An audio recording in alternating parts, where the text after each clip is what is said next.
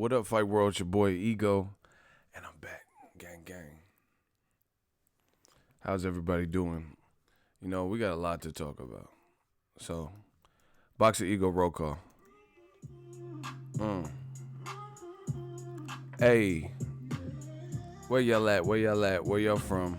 Where y'all at? Let's get it. Where y'all at? Where y'all from? Tell me where you at? Where you at? Where you from?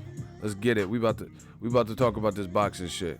Hey, Mexico. Shout out to Sonora, Westchester, New York, Hercules, California.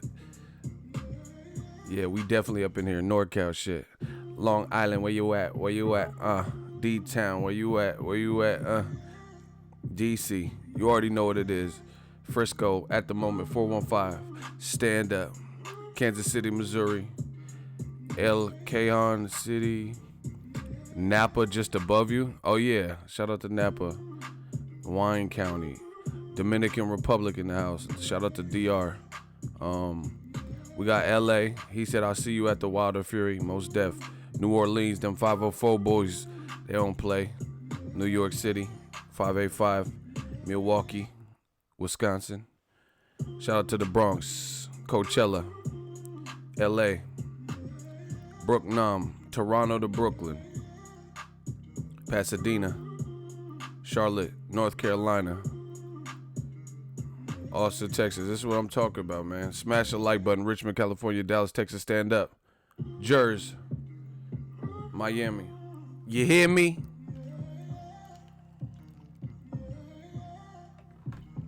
Pasadena, Houston, Dallas Tech, Dallas Tech, Man, we about to get it. Hey,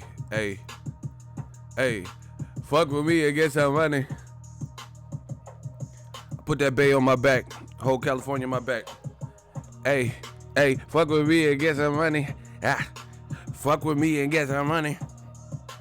Fuck with me and get some money. New media, we here. Shout out to the Netherlands, I see you. Hey, fuck with me and get some money. Fuck with me and get some money. This shit too easy. G-Easy. From the Bay. Fuck with me and get some money. Gang. Fuck with me and get some money. We about to do this, man. What up, Fight World? It's your boy Ego. Shout out to Albania. All my fans in Albania, man. Hey. We got some stuff to talk about, people. Thank you guys for joining me. I am your host, Ego. Nah, I ain't see the music video for that. He said, that's right, Ego. Teach these young men and women boxing knowledge. I got you. Now, listen, we're going to jump right into the content. We got the roll call out the way. We feeling good, feeling great. Happy Friday to everybody. The haircut. I slept. Haircut still looking pristine, so we good. Now, I did a couple videos. De La Hoya basically outed Premier Boxing Champ fighters. He said, oh, you PBC fighters are a bunch of cherry pickers. The same tired arguments, right? And he did it the day the Charlos announced their fight. So I'm assuming that's what sparked it, because the Charlos announced their fight on Fox. And then the same day, within that same time frame, De La Hoya comes out with this tweet blaming PBC for, he said, I'm sick and freaking tired of PBC cherry pick fight. Listen. First of all, these other companies, most of them, don't even have the stable to the point where they can even cherry pick. You know what I'm saying? Canelo is the biggest star with Golden Boy. He only fights 2 times a year, historically, recently, since blowing up. Ryan Garcia is still developing, so they haven't put him in any crazy meaningful fight yet, He's trying to figure shit out. He's young, That's why he teamed up with Canelo's coach, Eddie Reynoso. I like that pairing. But, to criticize Al Heyman and then try to be like him in many regards, it has me blown away from Eddie Hearn, De La Hoya, and Bob Arum. They keep criticizing a man that we don't even know. Like he's not out here doing interviews with me or the Boxing Voice or whoever or anybody, DBN, you know, and making a fool of himself, and you know, so all that stuff. You know how people be like, oh, Errol Spence, Broner, I think they were drinking, they were drunk. We don't know. We don't know if Al Heyman drinks alcohol. We don't know. You know, we don't know those things. So we don't have those pieces of data to even input. Yet he gets so much hate. It's really remarkable to me, you know. But beyond that, he has the most powerful stable in boxing. He got a gang of money now with these joint deals from Fox and its affiliates and Showtime, right? You can listen to whoever you want in this boxing game, but at the end of the day, some people, they say ego looking fly. They say we, you know, they say the cut looking fresh, we looking fly, we feeling great. Well, at the end of the day, some people are battle tested, you know, and weather the storm, the test of time. My channel is up there with one of them. I've been doing this at a high level, getting paid, doing this full time for years. There's a lot of people come in, take shot, oh, fuck new media, or, you know, this, that, and the third. But look at their channels. Look at their, you know, articles. They're not getting respect. Nobody knows you, you know, shit like that. So you guys can believe whatever you want, you know. Like, I feel like Lil Wayne said on record, and this is not, oh, be humble, ego, and you're being cocky. This is how I feel. Like Lil Wayne said, shit, I'm already a legend if I ever leave. You know, I'm already a legend in this game. You know, as far as what I've done from what I had in YouTube, you know, but there's always more work to do. Stay tuned. But beyond that, it's just like these people keep hating. And you, like I said, you can listen to whoever you want. They're, oh, you suck at so-and-so's dick, and you dick riding Showtime, but you're not saying nothing otherwise. So, which leads me to believe if you don't have a counter argument, then you're not talking about nothing. Nobody cares about you name calling or saying somebody's dick riding when you simply cannot disprove what is being said. Yeah, I miss the old Wayne too. Lil Wayne was busting. So that's the way we on. You know, take care of our families in our inner circle. Get this money. Enjoy this sport of boxing. And otherwise, just enjoy life and flourish. I like to travel, so I don't know about you guys, but travel is definitely part of my, you know, I have to have that in my life to some capacity. But that's what we on. That's the wave we on. Anybody else can say whatever, oh, you dick ride and stuff. Again, if you don't have a counter argument where you're rebuttaling and you're proving or disproving these things, then it don't even matter what you're talking about. Again, the wave we on, show receipts, show fact. Everything I'm saying, like Muhammad Ali said, I'm ready to back up every word I'm saying. Like, I'm ready to back up everything I'm saying. Like, some of it's opinion, some of it's fact, but it's all based on something. You know, so try your hand. So, you know, all that, oh, you dick riding the Charlos and Showtime, we're not moved by that, you know?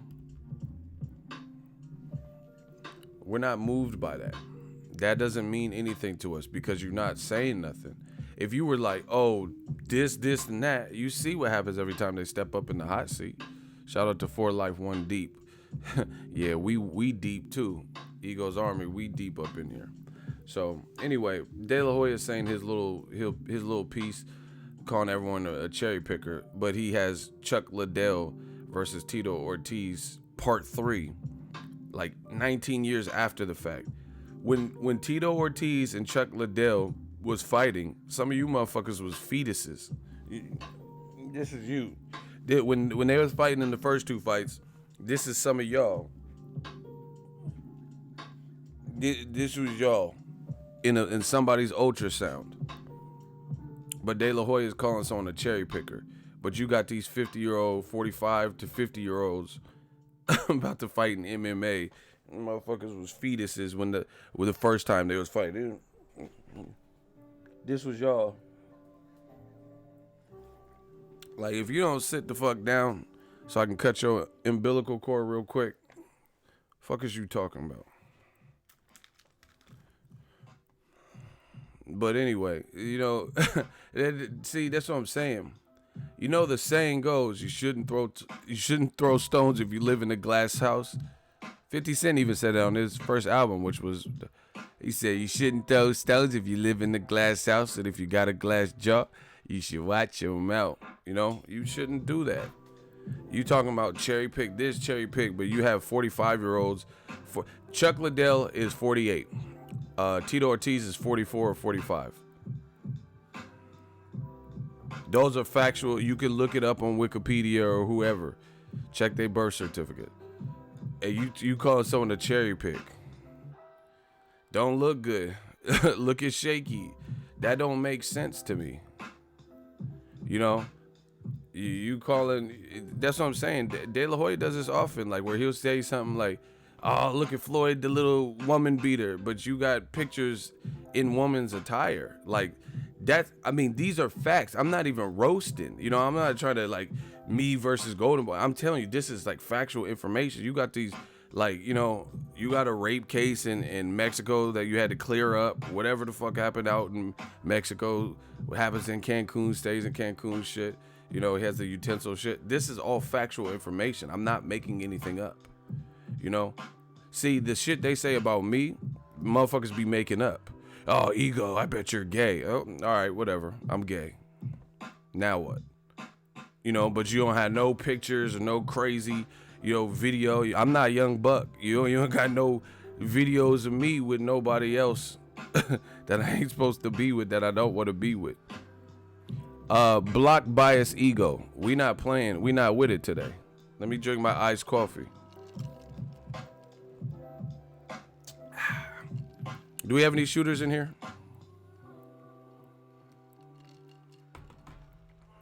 Full of Sports says, so rape is better than beating. That's what I'm saying. They just be saying whatever.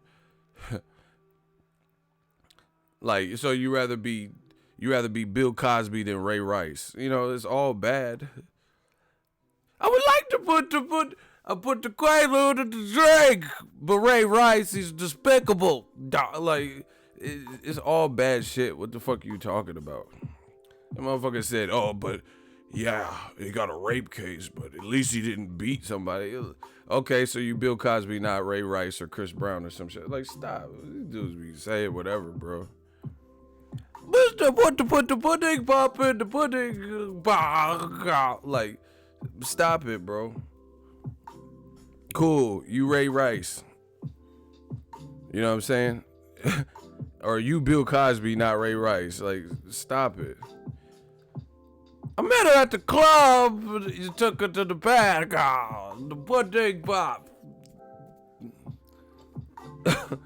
Yeah, that's so much better. It's all bad shit that you could go to jail for.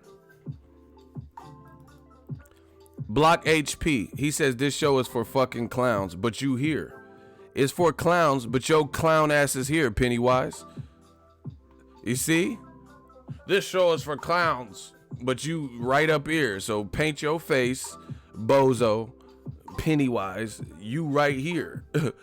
You here like, without your boat, Judge. You the clown. Fucking.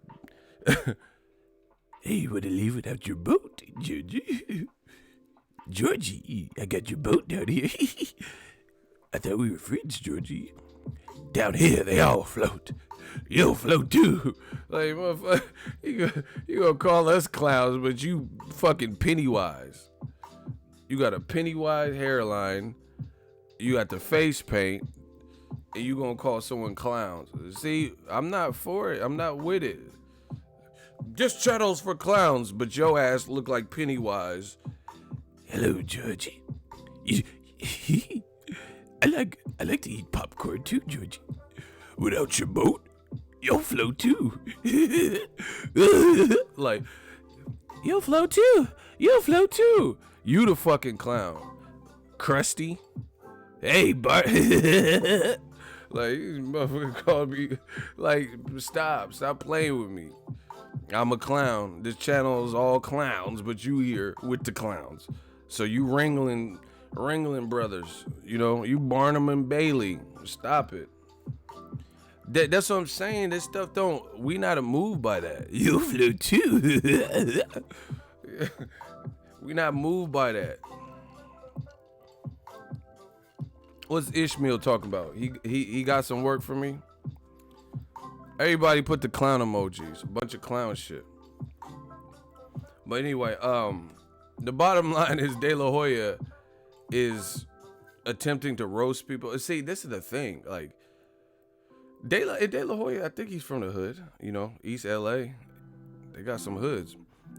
But you got to be from the hood. Like, you have to know how to roast. Some people's trash talk is not on point. Like some people in boxing, you just shouldn't trash talk because your trash talk is not up to par with the Conor McGregors and the Floyd Mayweather. They do a good job of the trash talk, but some people is like so cliche, you know. Like there's one of two things. Floyd can't read.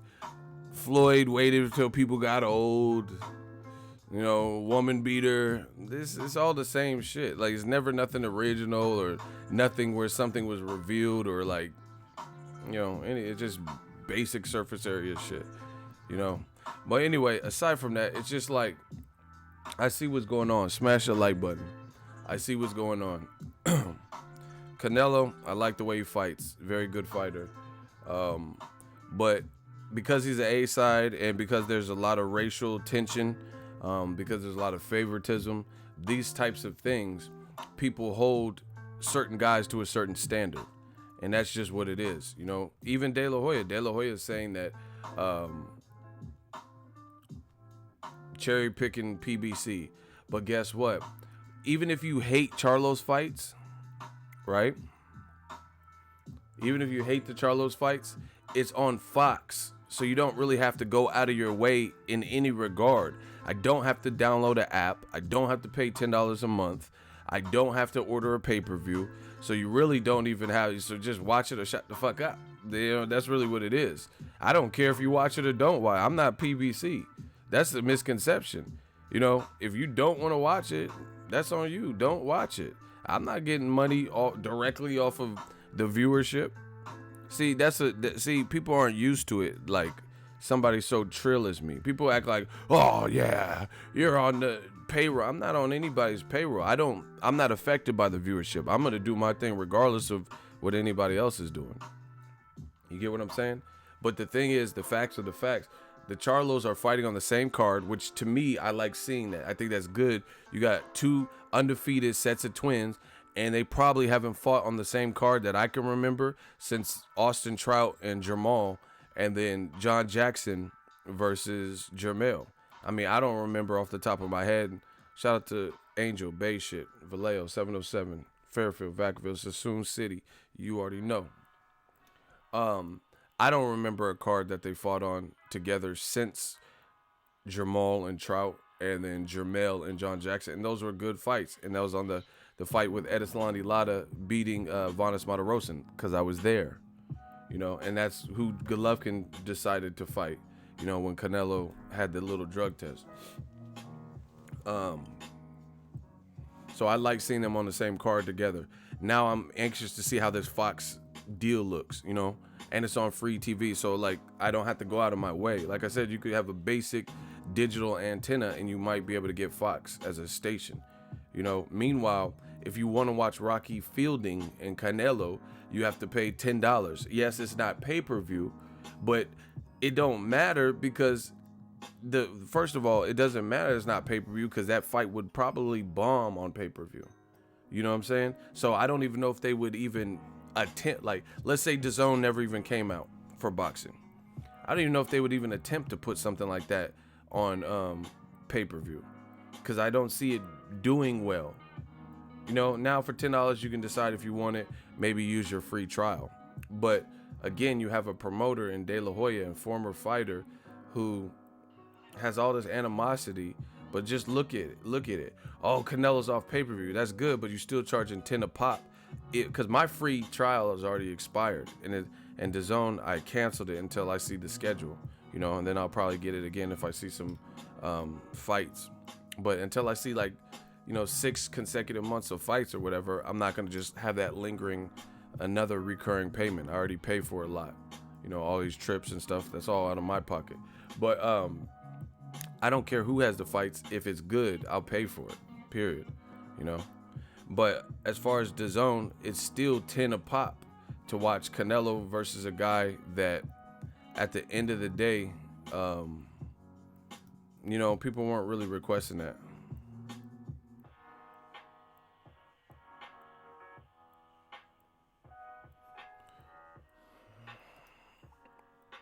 How do you handle these dummies who are trying to say you are buying subscribers and shit while claiming evidence?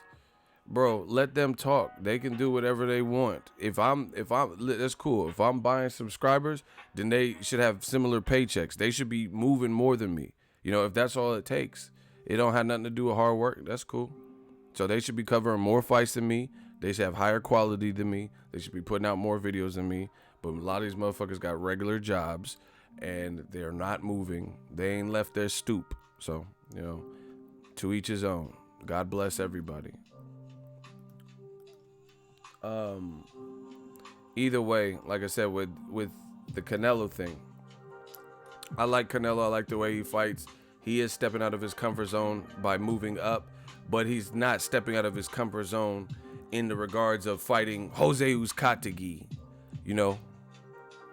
or fighting against, any of the top names, Gilberto Zudo Ramirez or Caleb Smith, who look really good, right? So that's that. And it's still being charged $10 a pop. But De La Hoya's supposedly angry. He's angry over CHARLO's fighting on free TV. Is that really a thing? Like, really? Doesn't make any sense to me. You're like, and see this, everyone keeps saying this, like, oh, DAZN, it's better than pay-per-view and erase the pay-per-view model. But I told you guys, and I still believe this, the success of a streaming app like DAZN or anybody else is going to be dependent on the matches in which they make. For boxing, boxing is a niche sport, right? Because I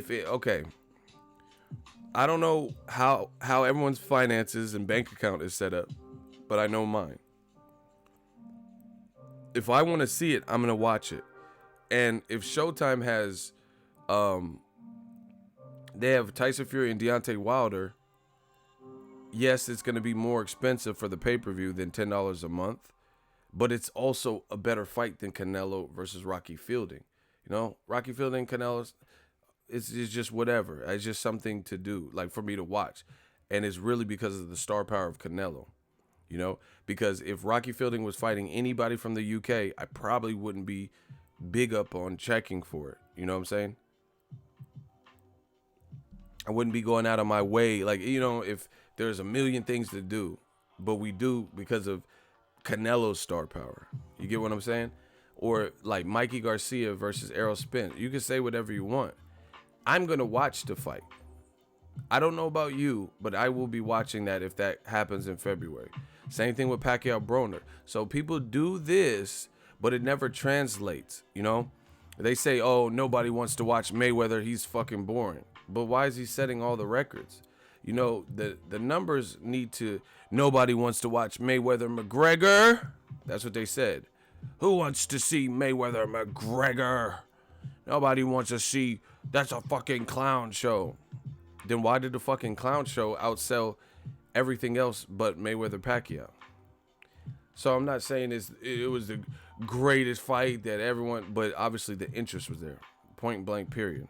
There's no way you can say what the people were saying before. It's a circus and nobody wants to see it.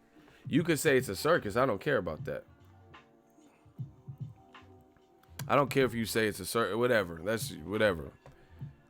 But to say no, it's a circus that nobody wants to see, that's stupid. Because if no one wanted to see it, how did it in the land of streaming, and illegal streams, how did it break those numbers, records?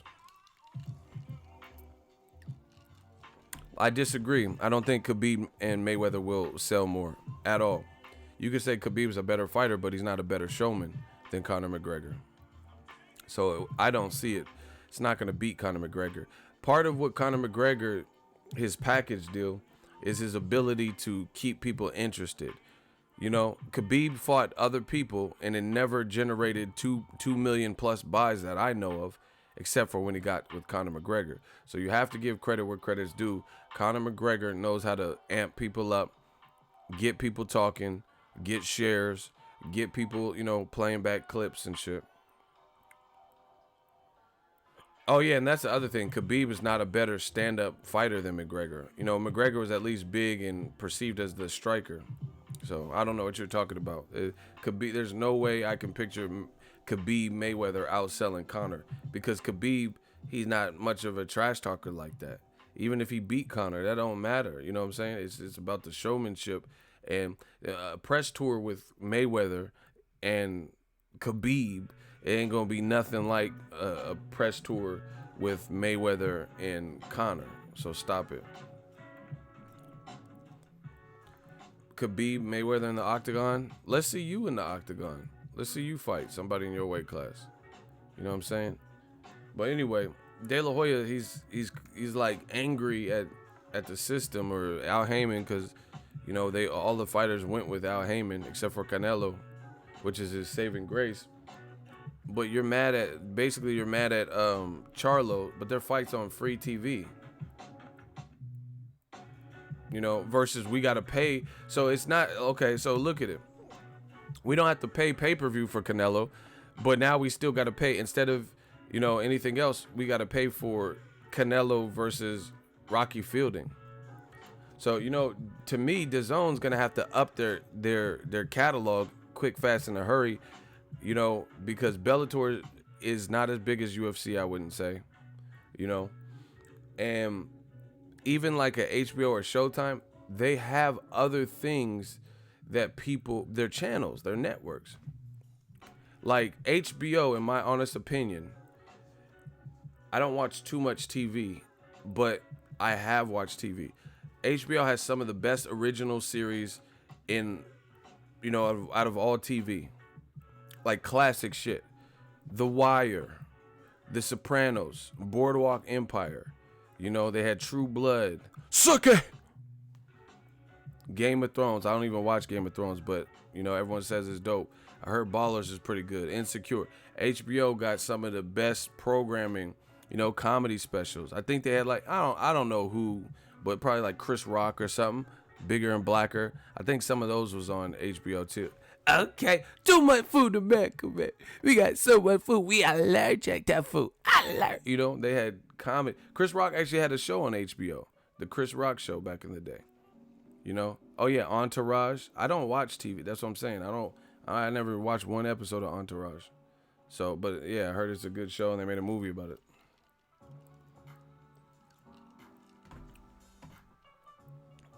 All right, Donald Collins in the hot seat. Watch me, catch me, your body. This is the dumb shit they always be doing. So now we got to make an example out of them. Charles ain't fought nobody. Okay, who's Rocky Fielding fought? Yeah, Taxi Cab Confessions, Real Sex 16. No. Don't skip around. Donald Collins. Who, you said that Charles ain't fought no one. So who's Rocky Fielding fought? See, you dudes is trapped. You guys realize that. You know you done fucked up.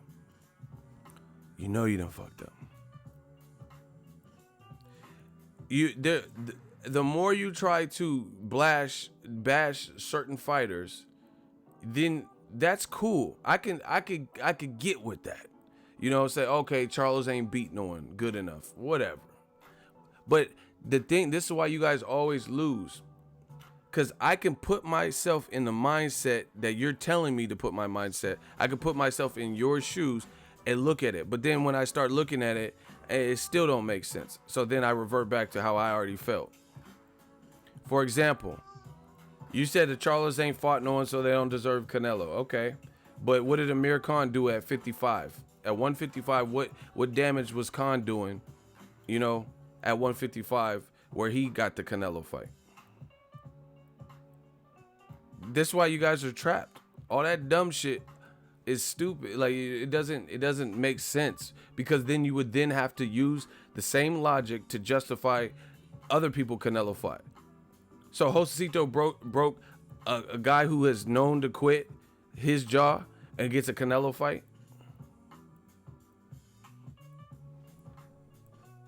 So Victor Ortiz quit with at least Maidana, and he quit with Floyd, and he was beaten. Lamont Peterson knocked him down a couple of times and then fought to a draw. These are all facts. Josecito is the underdog, breaks his jaw in LA, and then he gets a Canelo shot. And he ain't had no experience at that weight class. So just where are you at, Collins? So if the Charlos don't deserve it, how did these other people get Canelo A-side paydays? Canelo's been the A-side. He been a hot commodity in boxing. What did Liam Smith do? He beat John Thompson, who had already been knocked out, I believe. Or he got knocked out by Liam Smith. One of the two, something. So how did B-side Josecito Lopez get a shot? How did B-side Liam Smith get a shot? How did James Kirkland get a shot? Exactly. How's Rocky Fielding get a shot? You dudes is trapped and you don't even realize it. The more you talk, the worse it is.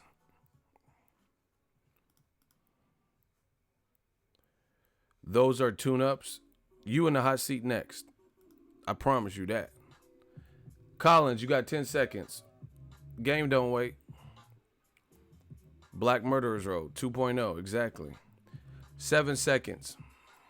Collins, where you at? 5 seconds. Collins, where you at? Please answer. Explain how all these other people can get a fight with Canelo, but the Charlos, this is just off the limit. This is what they do. That emotion gets you nowhere. 3 seconds, Collins. 2 seconds, Collins.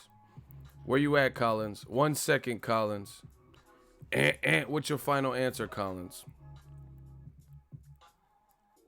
All right, block him. We move on to the next. Shooters block. I don't even remember his first name. Something Collins. You will be held accountable for what you put on my live streams. FJ Jr. 214. Charlo is high risk, low reward. He brings risk and not a lot of revenue. Okay, so what bro, you guys will not win. So what revenue does Rocky Fielding bring to New York, and he's never fought in New York? You know, or at least not as no main event. So the Charlos don't, there's nowhere you could put the Charlo, even though the Charlos have fought in New York, Charlos have fought in LA, they fought in Vegas, right? Different places in America. They bring no revenue. They're from Texas, a big state where Canelo has a big following. They bring no revenue. But Rocky Fielding from the UK, he brings all the revenue with a secondary title in New York. So explain that. He's not high risk, that's why. So now we're getting somewhere. So he's not high risk. So you're condoning cherry picking then. That's what you're telling me.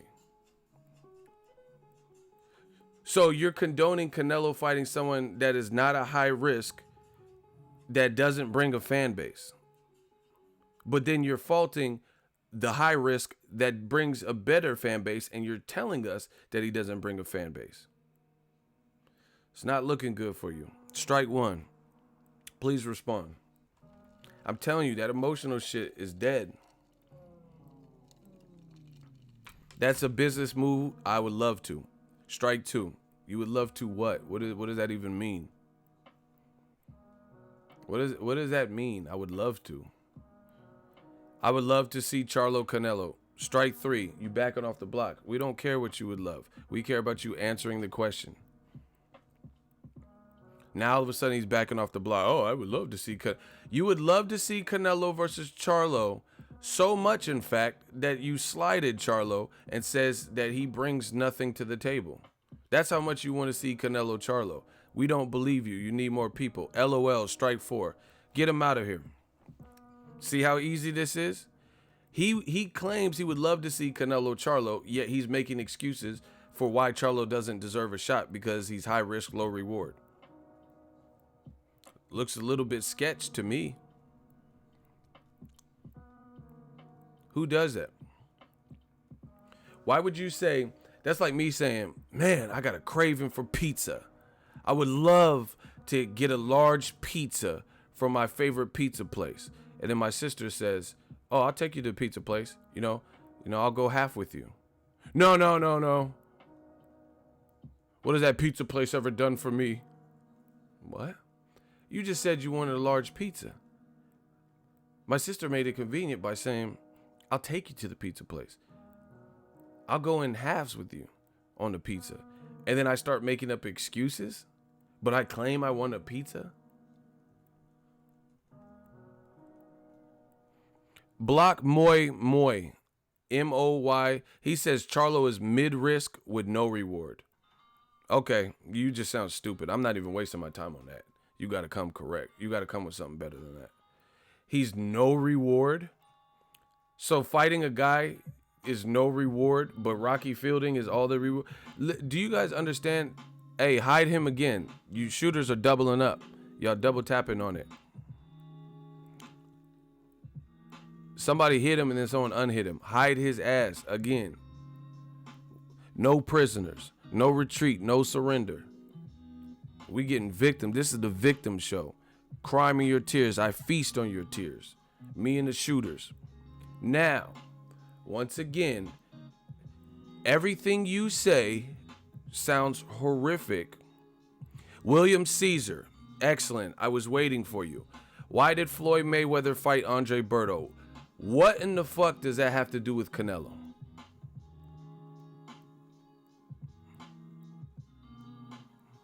What is that? We talking about Canelo, like actual current events, things that could happen. You're talking about a 41-year-old, about to be 42 probably, who's retired. And a win he's already like achieved. So please let me know what that has. Once you get past this round and let me know what in the fuck that has to do with actual active fighters, then I'll answer your questions. If you make it out of this round.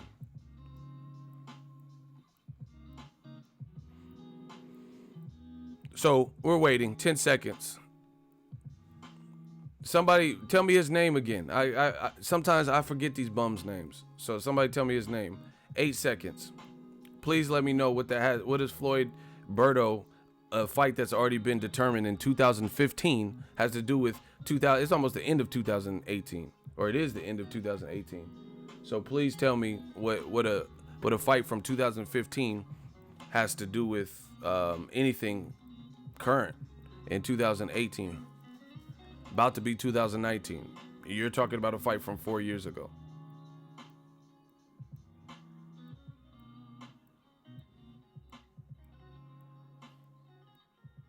Please let me know what a fight from 2015 has to do with like the future of boxing and like actual things that are relevant right now. You know what I mean? That's like me going into a job interview and they're like, okay, so Ego, tell me about your last employer. It says you worked there for 6 years. Like, yeah, I got my first job at Mervin's. Like, Mervin's is closed. Nobody's talking about Mervin's. Who cares about your first job? They want to know about your more recent employment. Yeah, but I worked at Mervin's. I was cleaning the toilets at Mervin's. What does that have to do with anything? They said, tell me about your last job. You know, things that are relevant, or your current job. You know, it says you still work at Lowe's. So tell us about that. My first job was at Hot Dog on the Stick. I worked at Hot Dog on the Stick. Like, what? When I was 16, Hot Dog on the Stick. I was jumping on the lemonade. Like, these dudes is everywhere. What's the dude's name? I don't even know what his name is. What's the bum's name? We'll play a game. It's called Point Out the Pack of Bums. What's his name? I don't even see him.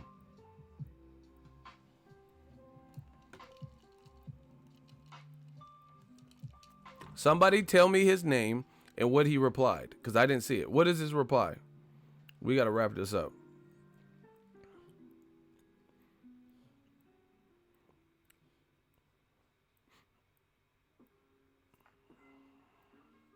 I don't see his reply, y'all.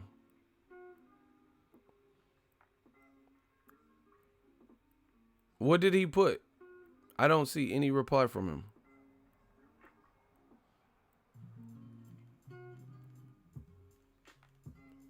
Hey, Hamza. See, Hamza, I'm gonna have to take your pass.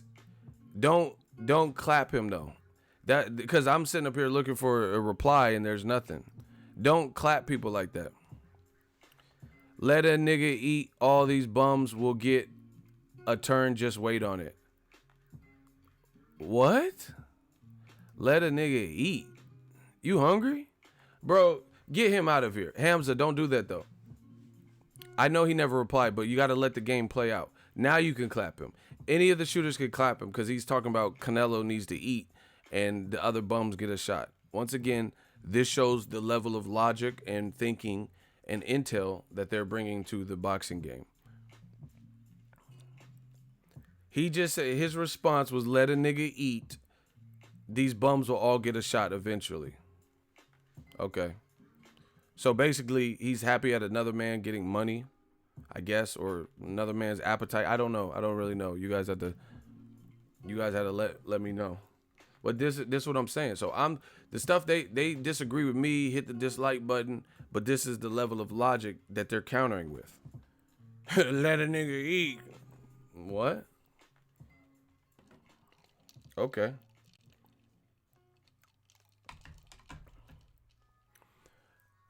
Michael Arriaga. Canelo is not ducking no one. Okay, that's what's up. So, would you prefer to see Charlo or Rocky Fielding? You in the hot seat. One by one. This, I set out time for this show. I got fucked up logic. Okay, you'll be the next contestant on that Summer Jam screen. I got one more ahead of you.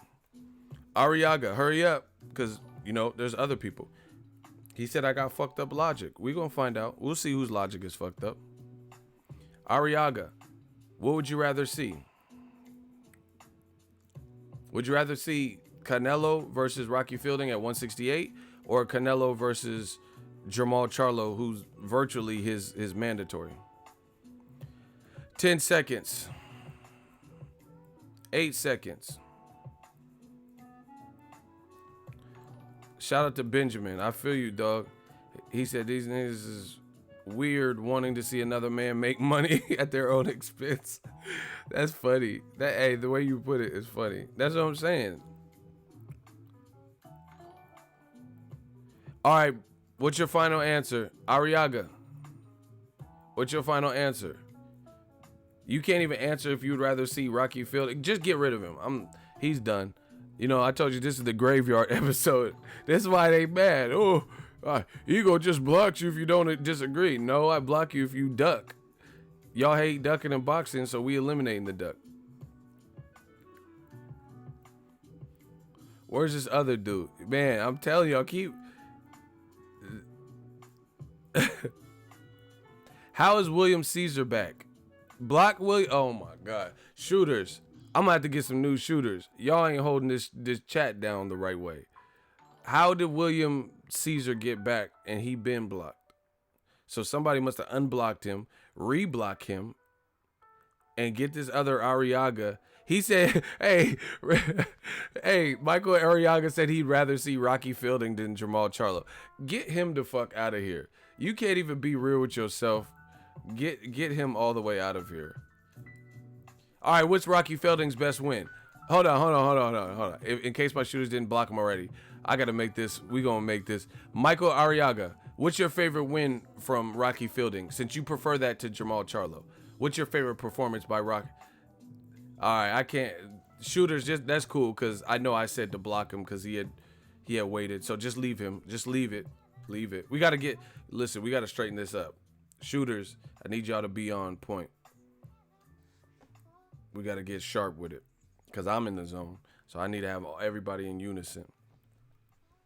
No, James Souza, that's not your fault. I know that because he had already failed, but then I was going to try to prolong it, but he was already dead. So I know that's not your fault, Souza.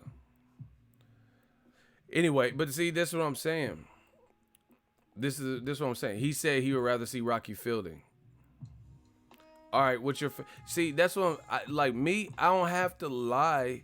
I don't have to lie to make a point. People ask me a simple question, I'll tell you a simple answer. You know what I'm saying? He said he would rather see Rocky Fielding. Do you think what? Okay, anybody else that feel like that? Let's see if I can bait another one of these. Who would rather see Canelo versus Rocky Fielding as opposed to Canelo versus Jamal Charlo? Anybody else?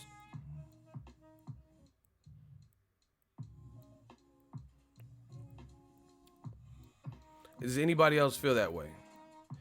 Where if you had a choice and they say, hey, the fans get to pick Canelo's next fight on Twitter, Canelo versus Rocky Fielding at 168 or Canelo versus Jamal Charlo at 160, and it'll pretty much satisfy a mandatory. Or it'll be so he doesn't have to fight Triple G. He can just straight go into the, skip the eliminator and then kind of take care of a mandatory.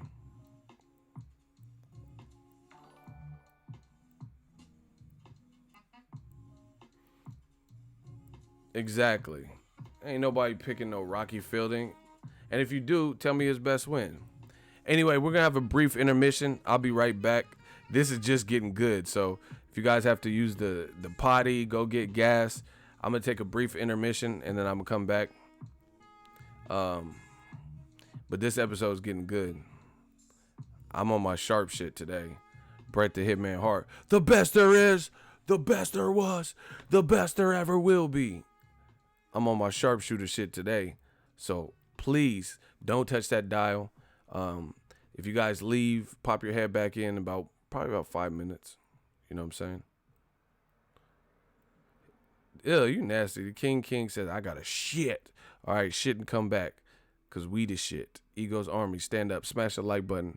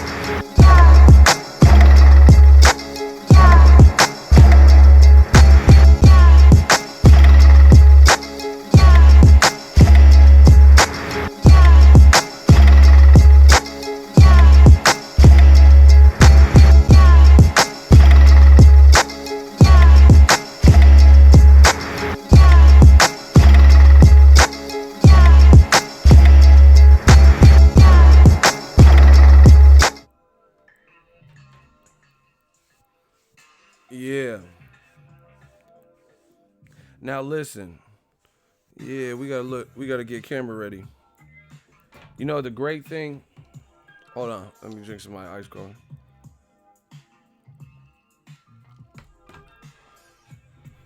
All right. Now we back. Smash the like button. We working, people. We got to get them likes up. I'm looking at the likes right now. We definitely got to get that up. It's your boy Ego. We back. Now, the great thing about how I have everything set up, timestamps. So during the intermission, I got some timestamps. We got some hot seats. While you guys are waiting, I was working still. At 12:41, Carlos Hernandez, you said Triple G will knock Charlo out. At 12:41, Carlos Hernandez, you are in the hot seat. Step up. Don't act like you gone, Carlos Hernandez. Because that was like 5 minutes ago. Carlos Hernandez, where you at?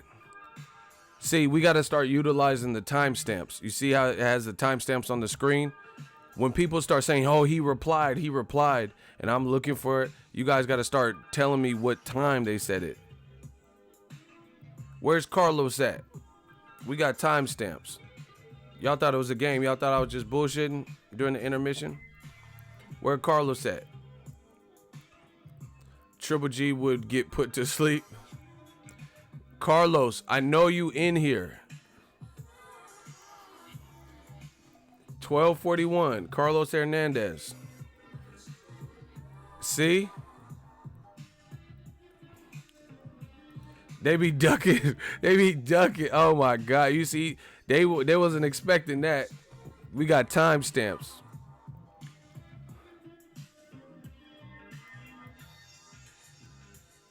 Yeah, y'all thought I was just bullshitting. I was watching to see what y'all was saying. You think because I'm not here? See, that's what I'm saying. They thought I was just bullshitting and doing something, taking a shit and eating and all this stuff. I was watching. Carlos, see, look. They always say they don't like ducking and boxing, but they be ducking these hot seats. Now all of a sudden, 5 minutes later, he kept putting comments. And then now all of a sudden, when he's getting called out, they just stop. Bro, you got 10 seconds to show your face.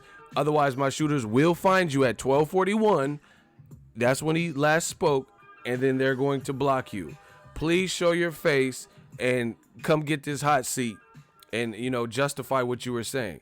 You said at 12:41, Golovkin will knock out Charlo. I have questions about that. Yeah, he's going, oh, my internet, man. You have 8 seconds, Carlos. Show your face. Yeah, you thought I was gone. You thought it was an intermission like that. Nah, I was paying attention to what you were saying. 5 seconds, Carlos. See how they always get little? Be on hush mode? Hey, Mike going ham on you. He said, 5 seconds, bitch. See? This is what I'm talking about.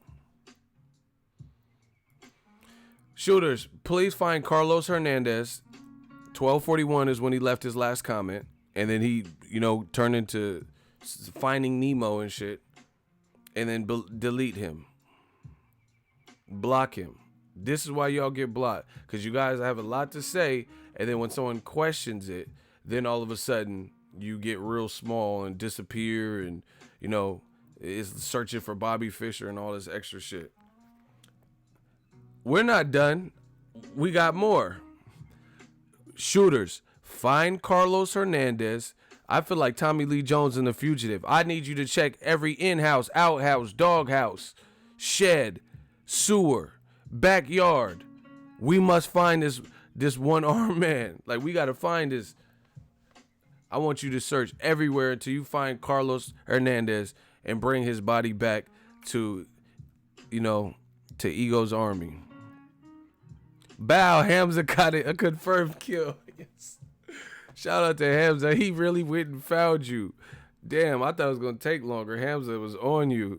He knew you was with. Okay. So, he's done. Now the other person, where was he? Dave Ingram at 12:43. Dave Ingram, where you at? You disappeared too? Anybody seen Dave Ingram? You in the hot seat. Come collect your prize. Where's Dave Ingram? Dave Ingram. See how they be ducking? They be ducking the hot seat because they know they can't argue the stupid shit.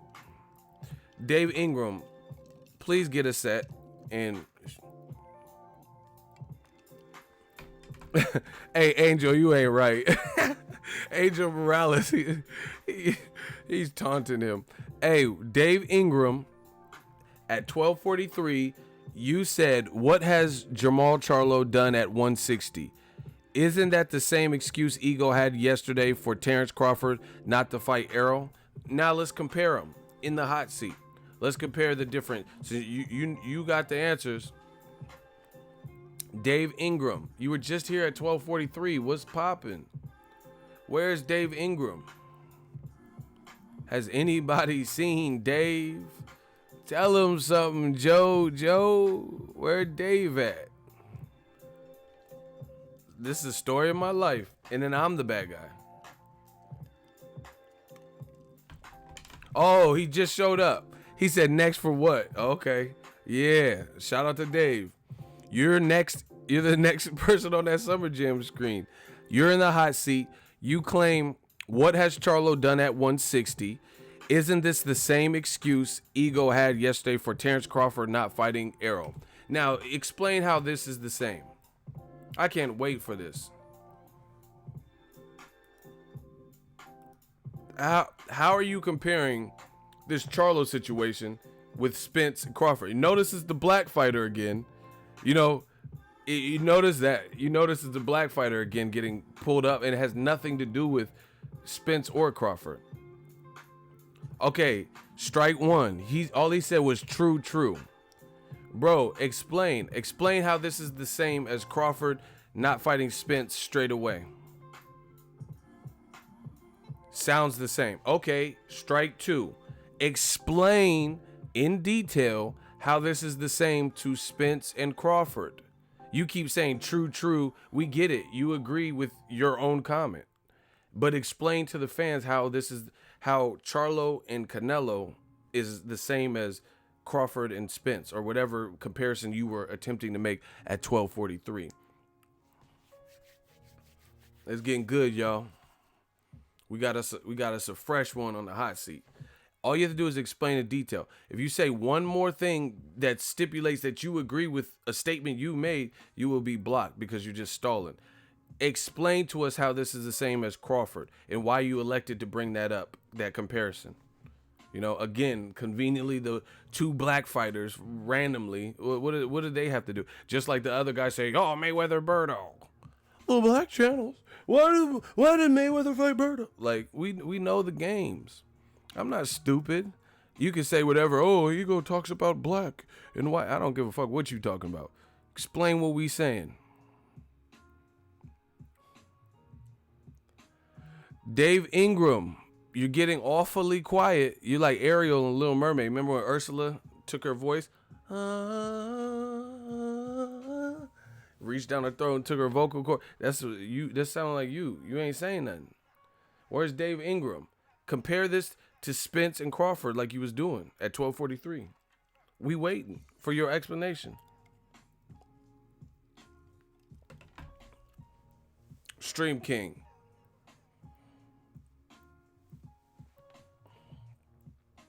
Dave Ingram drowning. See, that's what I'm saying. Is where are you at? We with it. We want to talk about the points y'all want to talk about. You said it's gonna be easy. You said it's gonna be easy, right? This ain't Berto. You fucking with the real one. But Crawford, Spence in the same weight class. Canelo won a belt at 168. Strike three. Explain how this is the same. You're saying everything but the answer to the question. How is Crawford Spence? Why did you bring that up? What does Crawford and Spence have to do with Canelo Charlo? You know, explain how these are synonymous. I'm telling you that emotion and shit, each and every time they still do it because that's just who they are as men. You know, they have a lot of emotion and rage and pride and all this stuff in them. But he won't explain it. You guys see this. I'm not going to keep doing this. You know, just explain it. That's cool. Enlighten me. Enlighten all of us so we can see where you were going with your comparison.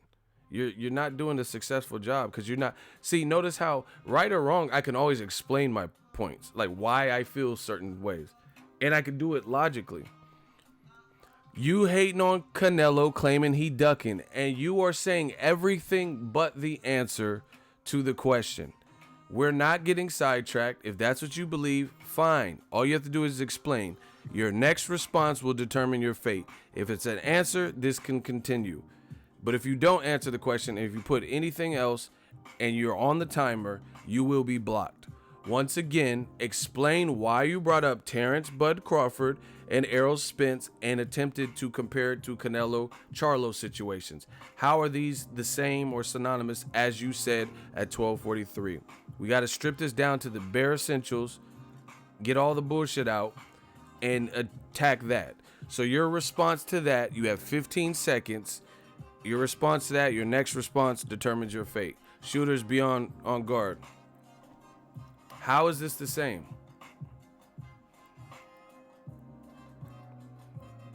Block Mystic Mac. He's desperate and begging. I'm not doing the beggars today.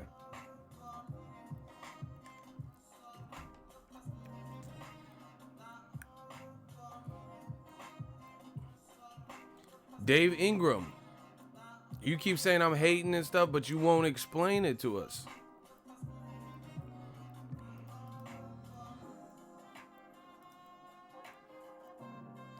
You gotta do something, baby. Because it's one of the top 3 matches that can be made in boxing, but Canelo Charlo isn't, which makes you a hypocrite. Did he explain anything? I'm gonna let the fans vote. Hold on. You said Crawford Spence. You didn't tell me the comparison. You never explained that. You said it's one of the top matches. What does that have to do with it? I never said it wasn't a top match. I never said that. And you said Canelo Charlo isn't a top match and it makes me a hypocrite. But you didn't even answer the question. You just said a bunch of stupid shit. Did he answer my question? Or is that an L? Hey, I know it hurts. I know it hurts. He thought he came with some heat too. Yeah, but see, this is what they try. They're here to cause distractions. I never said that Errol Spence versus Terrence Crawford wasn't a good match or wasn't a top match. I never said that.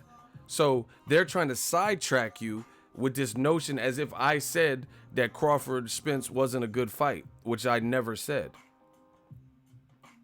Block Dave Ingram. The fans have spoke. He says, yeah, he's delusional. In his mind, he believes he beat me in the hot seat. That was a horrible answer. You just wasted everybody's time. Hope you're proud of yourself, Dave. God damn it, Dave.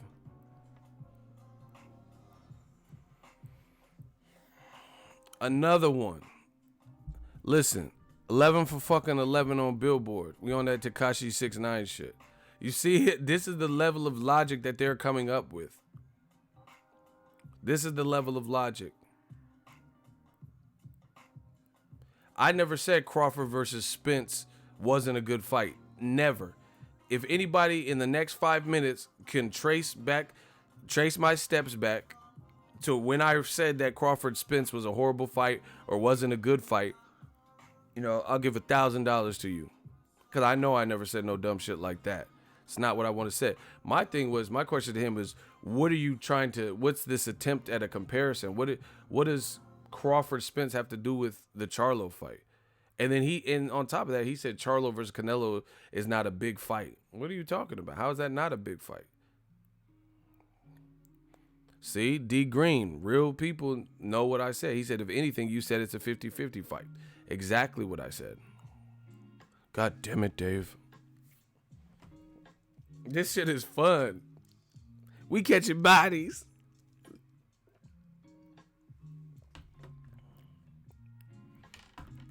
Shout out to my dude Hamza, be holding it down for the gang. He said, I like how they bring up Danny Jacobs to divert attention from their hope.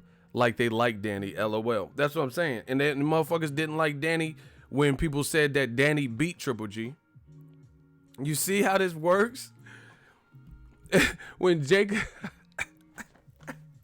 The black channel. Why do black people always say this?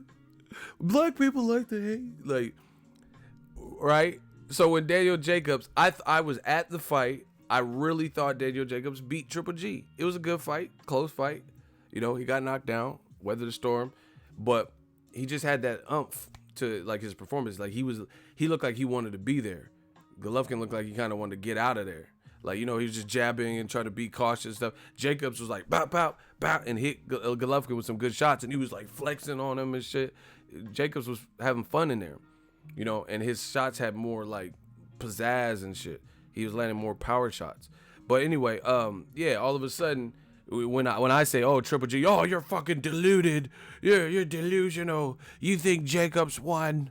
You think Jacobs beat Golovkin? Did you see why was he wearing glasses? He was wearing glasses, everybody. Triple G didn't have to wear glasses. But then the same motherfuckers, when Canelo got Triple G's face looking like One-Eye Willie from the Goonies, you know, in the rematch, they said, you can't judge a fight based on faces. Triple G, for sure, had his glasses on after that Canelo work in the second fight. But then now all of a sudden they don't want you to judge the facial features and like bruising and swelling. But they was the same ones talking about, look at Triple G, you know, look at Jacobs' face after Triple G fought him. But then all of a sudden you can't use their own logic. Listen, my thing is this. I can't judge a fight based solely off of somebody, the way their face looks. But sometimes, more often than not, I would say the face, how it looks, gives you an indication of something. You know, that person either had a lot of speed, ripping your face up, or power. You know, so it does tell you something. Like, look at Mauricio Herrera's face after he fought Ruslan Provodnikov. His face was fucked up because Ruslan's a puncher, you know. So it's once again, another double standard illustrated by your boy. You know, when Jacobs loses, you know, and a lot of people thought he won, they say you're crazy. Look at Jacobs' face. He had glasses. Why did he wear glasses at the press conference? But then they don't like it when you use that same logic on them after the Canelo fight. Canelo's face looked clean as fuck. Canelo's about to go to the club the way he was looking. Pause. You know, Canelo, I was born ready. He about to be at the club with it. You know, no glasses. You know, just get a little comb, you know, fix the born ready hair, and he was ready to go. Golovkin, he looked like he needed to sit down somewhere after that Canelo fight, like, you know, and get it like them cartoons with the steak. His shit was looking crazy. The motherfucker looked like Jason with no mask.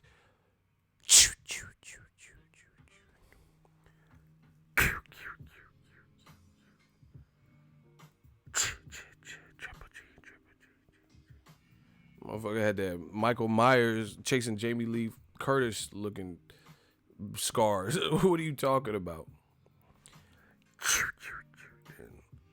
And like Triple G was going to be at Camp Crystal Lake, but now all of a sudden they don't want to look at the glasses. Oh, his face doesn't matter. Who cares? Fuck you. You can't judge a fight based on face. But you did it when Jacobs' face didn't look that bad. I was right next to him. I talked to him after the fight. You know, dapped him up and shit. Triple G's face was looking pretty bad. Listen, Triple G's face was looking so bad. His face was swollen. He was at like a dinner after the fight. Listen, y'all want me to show you? I could show you better. I could tell you. See, I'm not one of them people think I'm just be talking. I could show you better than I could tell you. We ain't done enough. You know, y'all want me to show you? Y'all want me to show you? Okay. Do y'all want me to show you?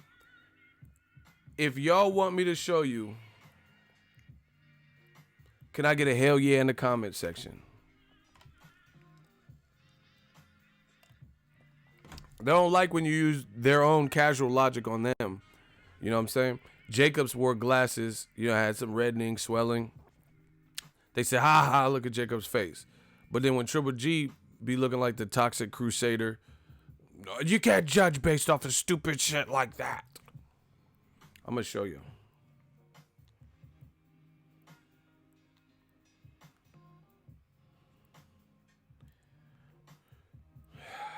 This is too easy for Eagles Army. Triple G went to like a dinner or some shit weeks after the Canelo fight. And look at his shit. This was weeks. Look. Hold on. This was weeks after the Canelo fight had already ended. I don't know if you can really see it. It's a little bit too bright. Hold on.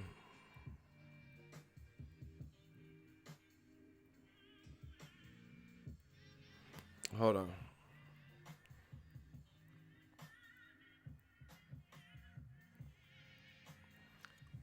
It's kind of hard to see, but this was weeks after at a dinner.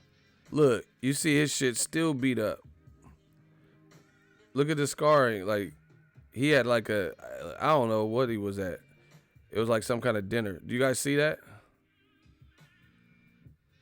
This was weeks after the Canelo fight. So what are you talking about? Boxing Monster. You said it was Photoshop. Why is it Photoshop? What are you talking about? Who photoshopped bruises on Triple G's face in the same exact spot? No, it's too late. Boxing Monster, tell me how you know it's Photoshop so I can research it. And whoever is a Photoshop guru because they Photoshop bruising in the same areas that were even more reddened in the same spots. So who's going to pay that much attention to detail and Photoshop the same exact prints? Some of you dudes look crazy. Who Photoshopped this picture? This is the picture. I just zoomed in on it. So how do you know it was Photoshop? Passive student said Boxing Monster's a rat. Block him. He a rat.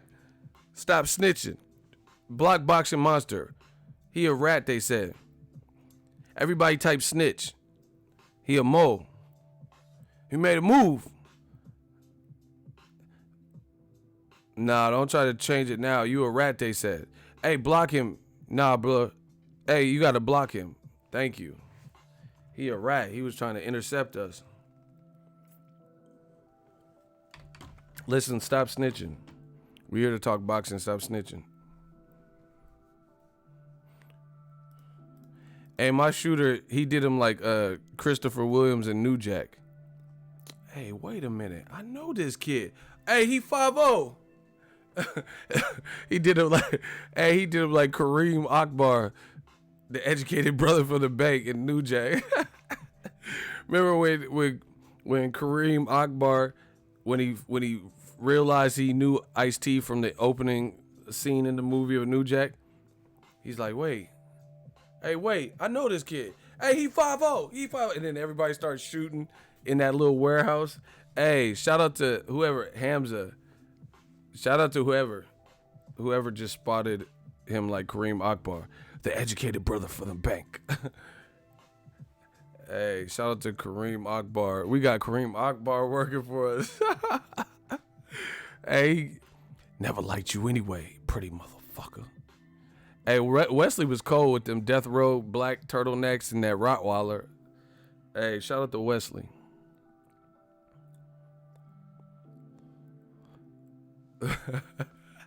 Passive student said the dude said I'm not.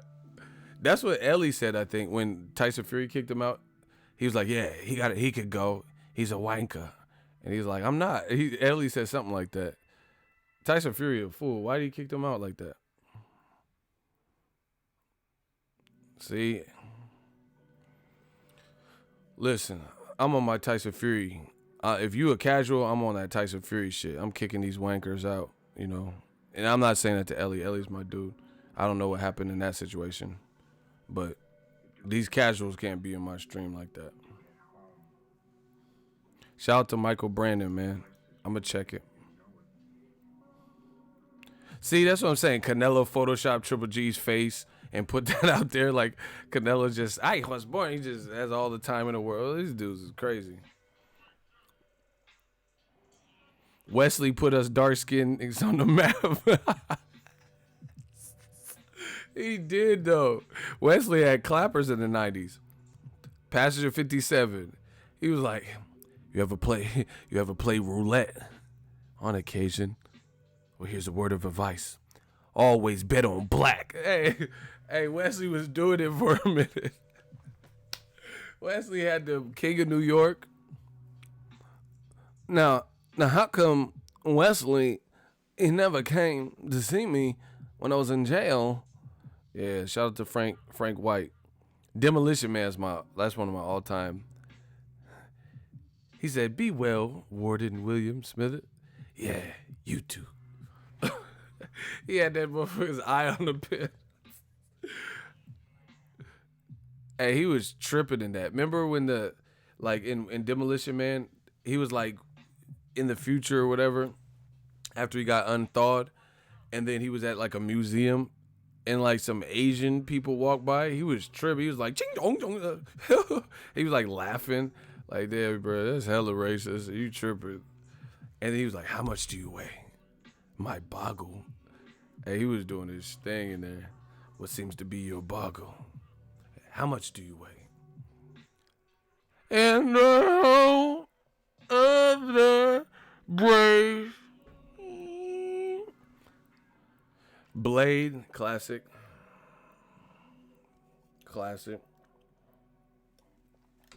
But man, we gotta talk about some more of these double standards, man. These double standards is getting out of crazy. Or getting out of crazy. That don't make sense. Out of line. Getting crazy, getting out of line. Simon Says bleed.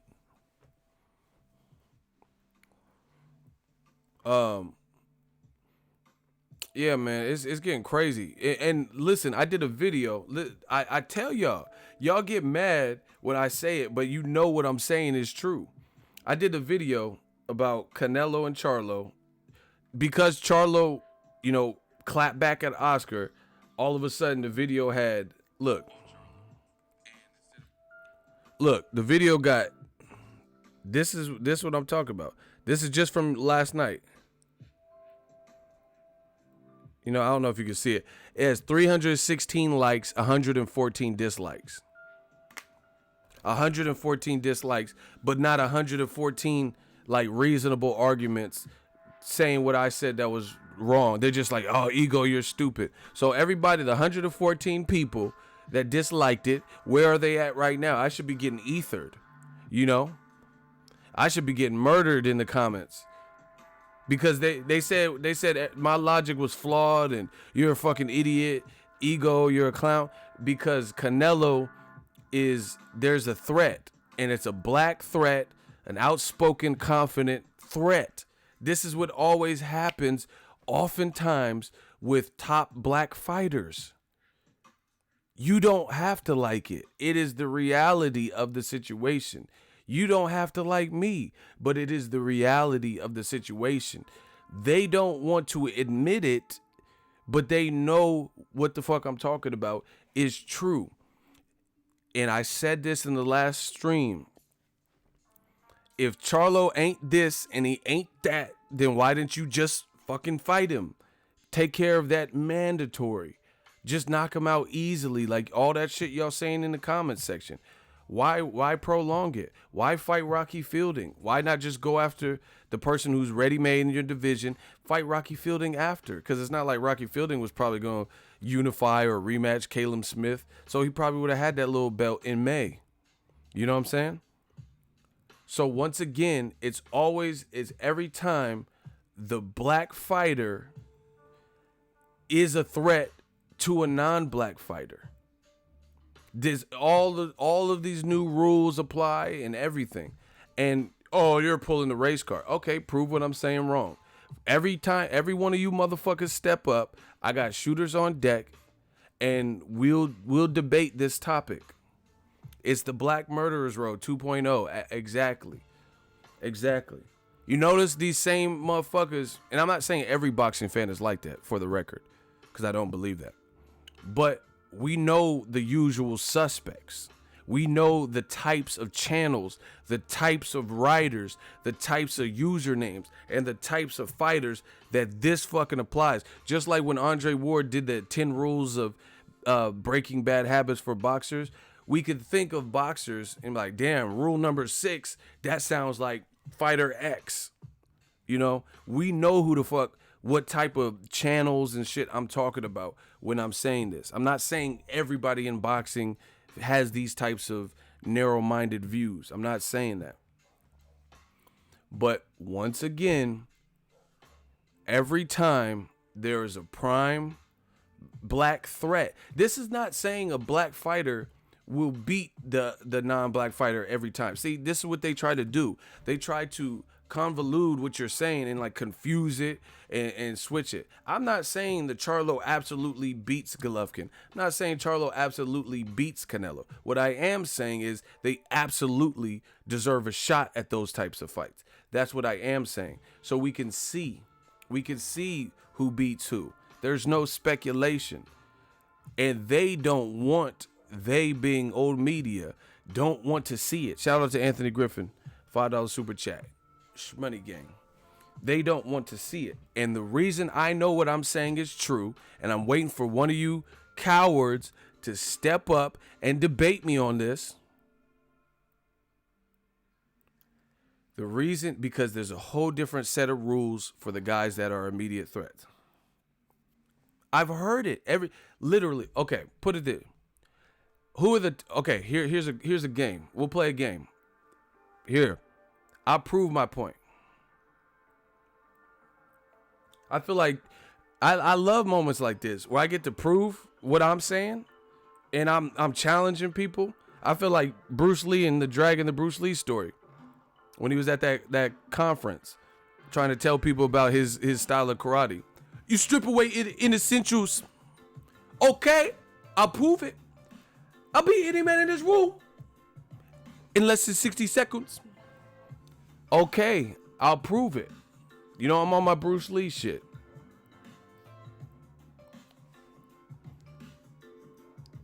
Okay, I'll prove it. I'll beat any man in this room in less than 60 seconds. So let's prove it. Now, who are the top black fighters at 160? We'll start there. Who are the top black fighters at 160? Name them. Hey, he did fuck up cuz that kicked him in the back. I beat him before. I beat him again. Like, you didn't beat him before. You sucker punched or sucker kicked him. No, name 3 black fighters that are all at 160.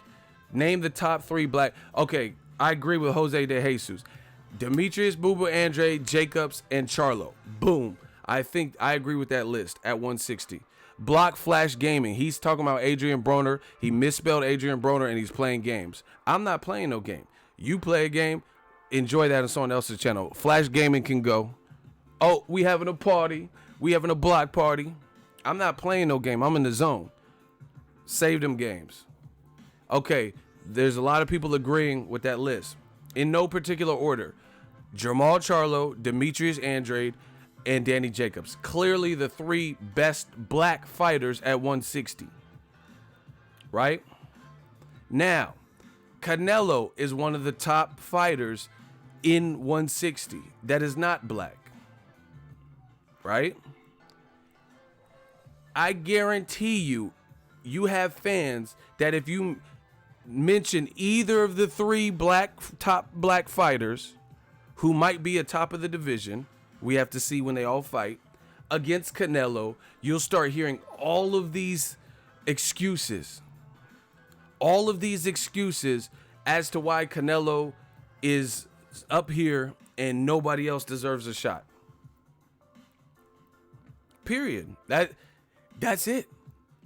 Say, oh, what about CHARLO? Oh, what has CHARLO done? Who's he beat at 160? What about Jacobs? if he beats Derevchenko. Oh, Jacobs lost to Triple G. Damn, what about Demetrius? Oh, he's inactive. That's them 3 of the best fighters in the division, 3 that are black, but then say Canelo versus Triple G 3. You don't hear the same resistance. Say Canelo versus Ryota Murata. Oh yeah, that makes all the sense in the world. Ryota Murata, the Tokyo Dome. A lot of Japanese, they're really into their boxing, and he sells out seats. What about Rocky Fielding at 168? Oh yeah, Rocky Fielding. He's bringing the UK fans over to New York. It's the same shit. Jose De Jesus, shout out to you. $2 super chat. He said people should have to pass a test before they comment. That's what I'm saying. I feel you on that. But they make all the excuses in the world why all these other fights can happen with no provisions, no prerequisites. But then when you start comparing to those top black fighters in the division, they don't deserve it. They're not worth it. They're high risk, low reward. They're runners. They're boring. They suck. They talk too much trash. Canelo doesn't need them. They're the B-side. Where? Billy Joe Saunders versus Canelo. That's another fighter that we've heard. I mean, stop playing with us. This is new media.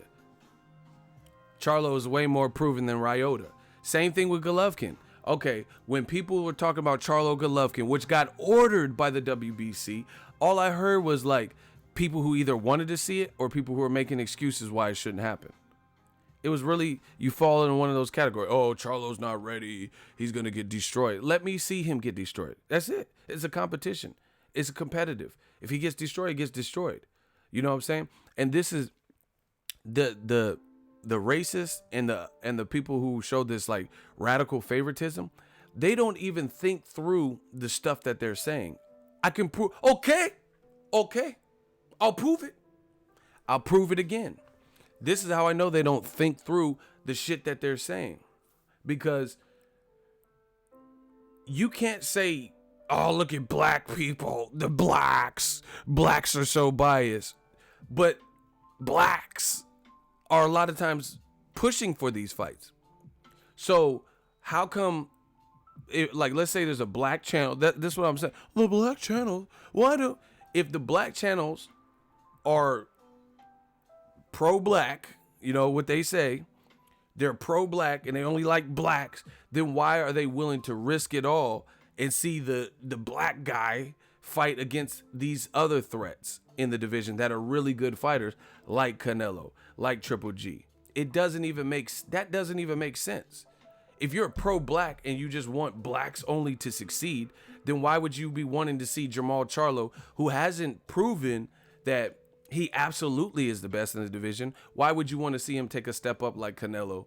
Why would you want to see him take a step up like Triple G if you weren't confident in his ability, or if you just want to see black people succeed, or if what they say is true, that Charlo fights up, he steps up and he gets knocked out?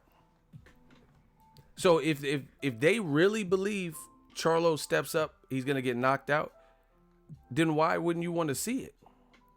Surely if Triple G or Canelo stops this win streak, that'll be a huge resume booster for either guy. It's that simple. You mean to tell me you will give Canelo more credit for knocking out Amir Khan than knocking out Charlo? Really? If he knocks out Liam Smith or Rocky Fielding, you really mean to tell me you would give him more credit, even if it's not a knockout? You give Canelo more credit for beating Julio Cesar Chavez Jr., who has discipline issues, at 64.5 than you would a prime Charlo who's calling him out?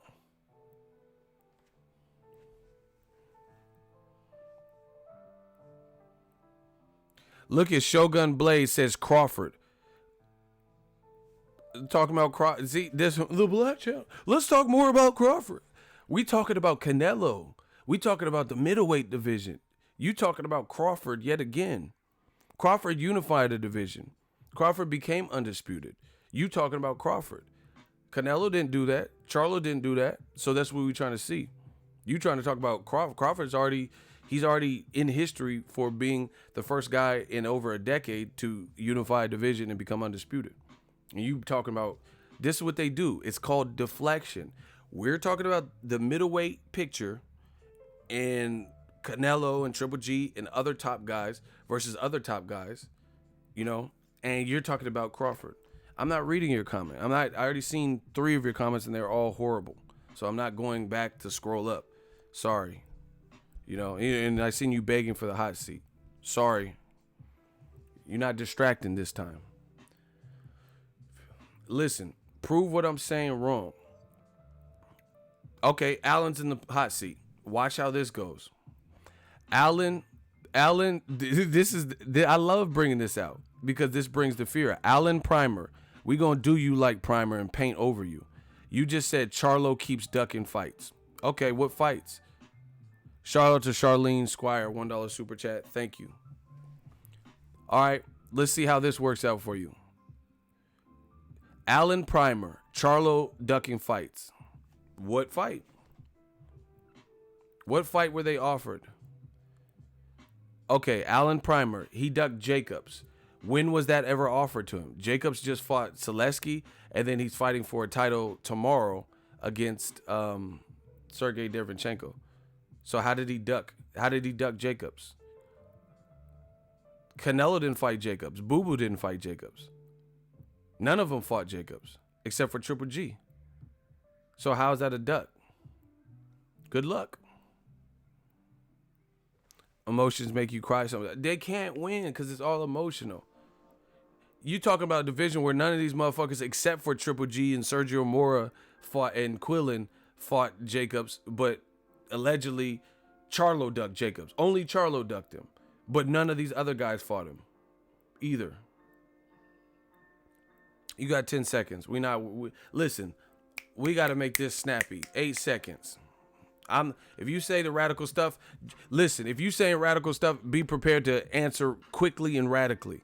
You have 7 seconds, 6 seconds. Where you at? Allen Primer says Charlo ducked Hurd.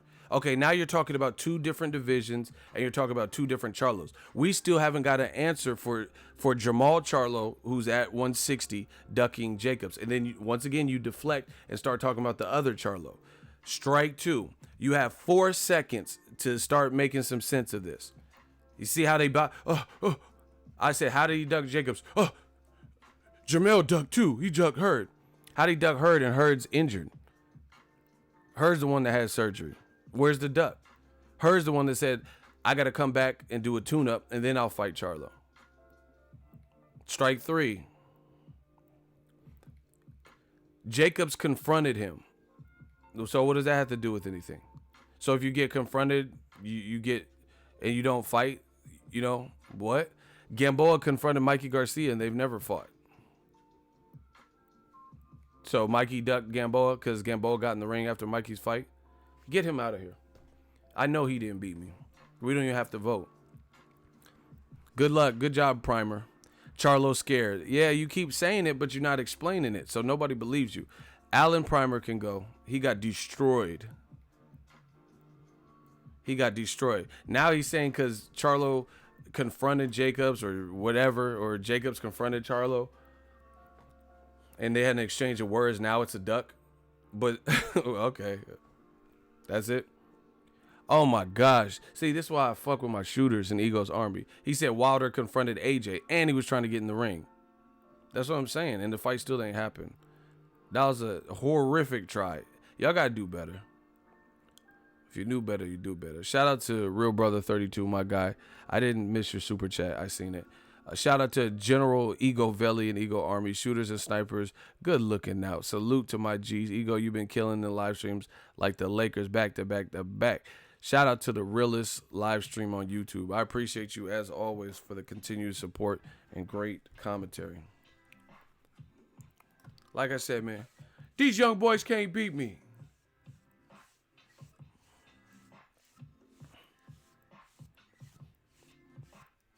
All right, we got another hot seat. Mike Sacedo.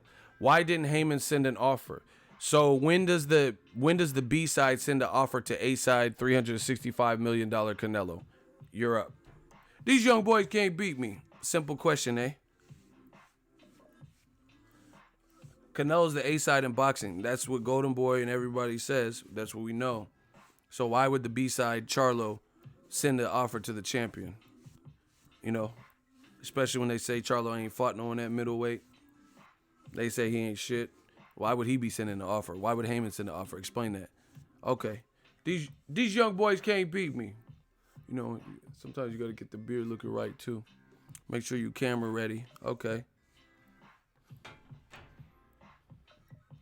An offer to Jacobs, not Canelo. What? So now you're trying to switch it. You got caught up, and now you're trying to switch it to Jacobs. Jacobs is the one with Eddie Hearn, and then Jacobs says, you ain't touching no M's. So I'm assuming Jacobs is the A side. So once again, even using that, which you're trying to switch to, Jacob says, hey, Charlo, you ain't done what I done. You ain't touching M's. So once again, why would the A side not send the contract? Why wouldn't Eddie Hearn and Jacob's side send the contract to Charlo, the B side? Because Charlo ain't touching M's.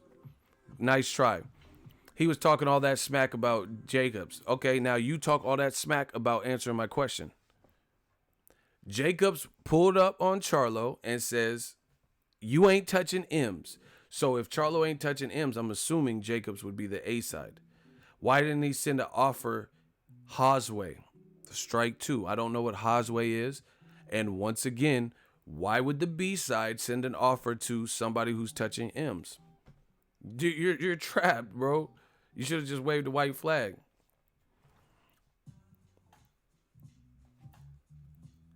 Jacob said, you ain't touching M's, Charlo.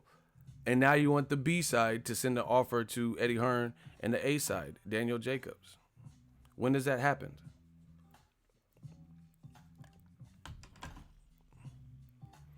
They always think they can outwit and outsmart me. But I'm street smart. I'm book smart. So good luck. Where you at, Sacedo? Your responses are starting to slow up.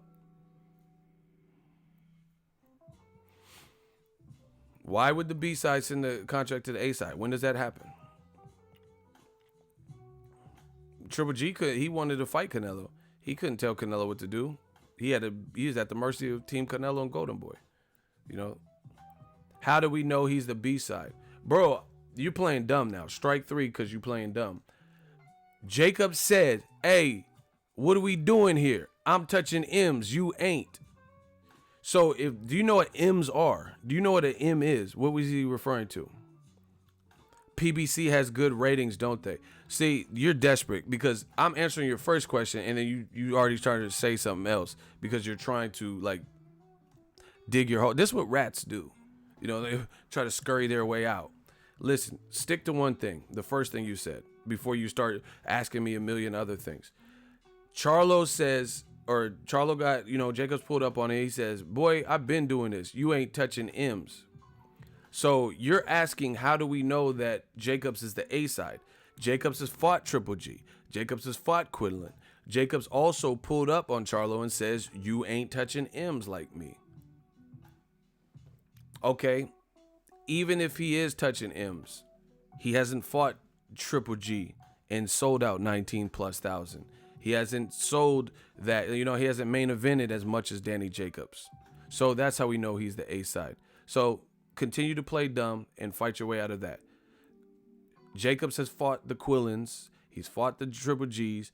He pulled up and says, you ain't touching M's, and he's main evented more than Charlo. So I'm going to assume he's the A side with all those things considered. He's been on pay-per-view as the main event headline. Charlo has not. So I'm going to assume he's the pay-per-view. Doesn't indicate the winner of the fight, but I think it deciphers who's the A side in the world of business of boxing. Now you're up. Now what do you have to say? Keep playing dumb now. How do we know that he's not the A side? Come on, bro. So I just explained it to you. He didn't want Triple G until he looked vulnerable. What does that have to do with anything? Charlo, that is. Who cares? He wants him now. You're skipping around. Get him out of here. Or let's just vote. Fans vote. If he got an L, I'm not going to let this dude waste my time anymore. If you got an L, put your L's up so we can move on. Thank you for playing Mike Cicito. Good job. You did horrible. See how he keeps presenting so many different things. Like I'm directly answering your questions, but you ain't directly answering my questions. Shout out to Scarfo de Capo. What's popping? Get him out of here. The fans have spoke. Get his dumb ass out of here. Mike Cicado. I'm telling you, I could do this all day. We ain't done enough. I could keep doing this. This is easy. Because at the end of the day, he's not talking about anything. He's just playing dumb. How do we know Jacobs is the A side? Really?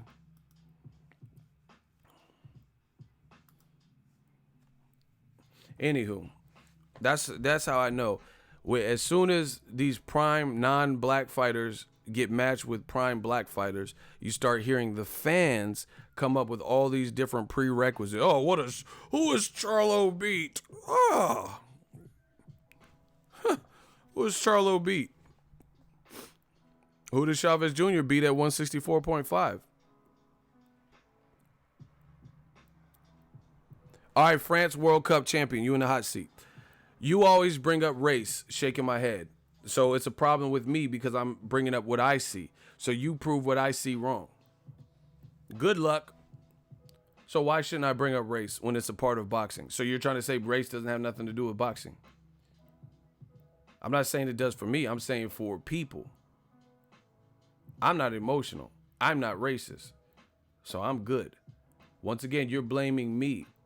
You're mad at the guy who called the cops or pointed out what was going on in the inner cities, but you're not mad at, like, you know, the mayor and the actual inner cities.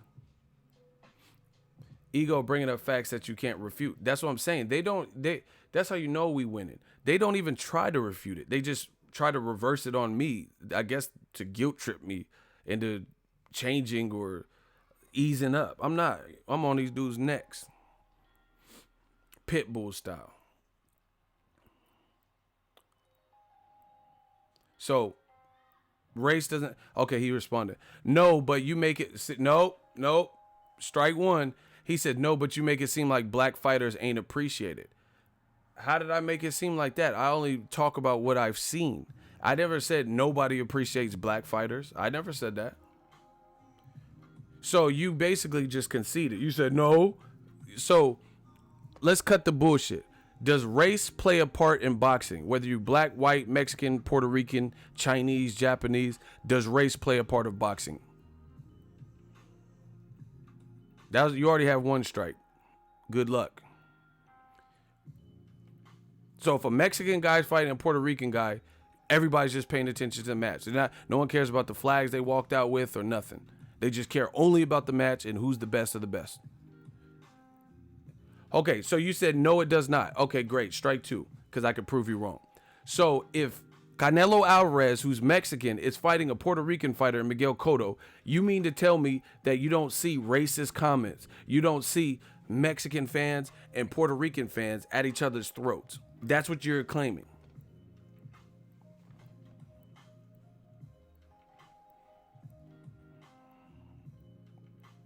Why do fighters even walk out with flags and playing like Mexican heritage music or Haitian music? Or why do they even do that? Why don't they just walk out to, universally accepted music, Whitney Houston, the Beatles and shit? See, that's what I'm saying. They got to try to make their point. They got to lie, and they have to see. I'm keeping it real. You lying. We know you lying. These dudes are so dumb that they fall for anything.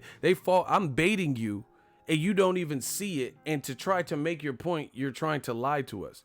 He said, because they love their country, you bum. See, okay, name calling. That's cool. Strike three. You still didn't prove me wrong. Okay, they love their country. So if Mayweather fights against Pacquiao, you don't think there's race wars in the comment section? You don't see anyone say the N-word? Things like that? You don't see anyone say anything bad. Like Floyd said, make me some sushi, even though Pacquiao's Filipino. You don't see people putting shit like that. Get this bum out of here. See, the difference between me and you is you know what I'm saying is right. That's why you're calling names and stuff. So you want to call names, you a bum. You a bum. And you lost the hot seat. You know you lying. You know if it's fucking Antonio Margarito versus Cotto, why do they even celebrate Mexican versus Puerto Rican wars and shit? You so sensitive and brush your hair like a woman. Okay. Everything y'all complain about, I'm going to do more. So if I expose the truth, I'm going to do it more. You mad that I'm brushing my hair like a woman? I'm going to do it more. Yeah, I'm going to brush this shit. Yeah. They mad that I'm brushing my hair, y'all. Like, these insults be lame as fuck. Did y'all block him, by the way? That's how you know you don't have a point. They know the haircut popping. You know, you brush your hair like a woman. That's supposed to hurt me when I know my hair look fresh because my barber got hands. Like, really? These dudes is beta males. I'm trying to tell y'all. And we just pull it out of them. I'm sensitive, but you get mad. Oh, you bum and you brush your hair like a woman because you getting fried up in this hot seat. But I'm the sensitive one. But you worried about what I'm putting on my hair and, you know, taking to my head. But I'm the sensitive one. Okay. They know what I'm saying is true. I know it hurts your feelings. And see, this is what I'm saying. You know, people always say like, oh, you suck. Then there should be a bunch of channels doing what I do that have surpassed me by now because I'm not doing the right thing. You know what I'm saying? Like, the black channel. Why don't black people? Okay. So name a non-black channel that does what I do that's more popular, where I could go to a fight, get footage for y'all, but I could also rap to y'all on a live stream for 2-3 hours, for an hour. You know, do commentary and news clipping videos.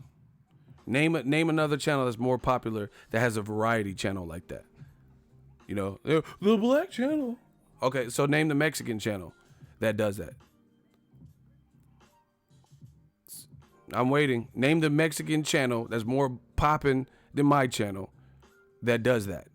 The Asian channel, the Japanese channel, Fight Hub. They don't do commentary videos that I've seen. Ellie Sekbeck doesn't do that. That's not his forte. So what are you talking about? I'm talking about on YouTube. So they the black channel. Name the white channel. Name the Mexican channel. The Puerto Rican channel. You know, or whatever channel you want. The Japanese channel.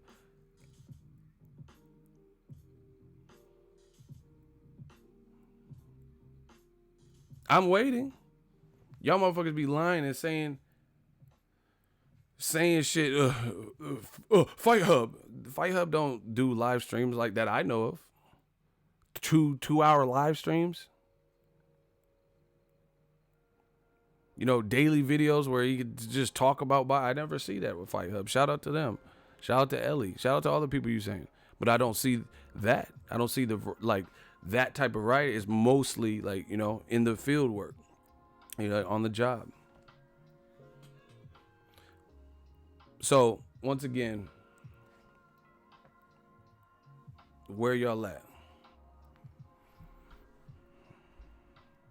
You are the channel ego. That's what I'm saying. They say, oh, you don't know shit. Okay, so I should be getting smoked then. I should be getting murdered, you know.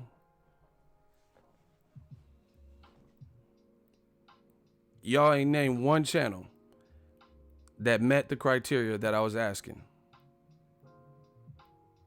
You know, oh, the black channel. Okay, so name the non-black channel that has more subs.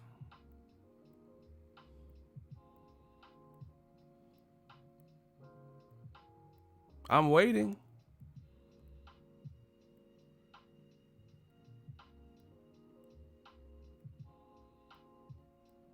Hello, can you guys hear me? See, this one I got a stun on y'all. They say I don't know, so you tell me. Tell me which channel. That shut y'all up real quick. All I hear is cricket. Crickets.edu, crickets.net, crickets.org. You tell me the channel. No, don't say there's no channel. You tell me. You're like, oh, the black channel. Okay, so name the poppin' Mexican channel where the host is all Mexican and he's doing commentary videos, where he's Puerto Rican, where he's Japanese, where he's full-blooded Chinese, full-blooded white, You let me know. Tell me the white channels.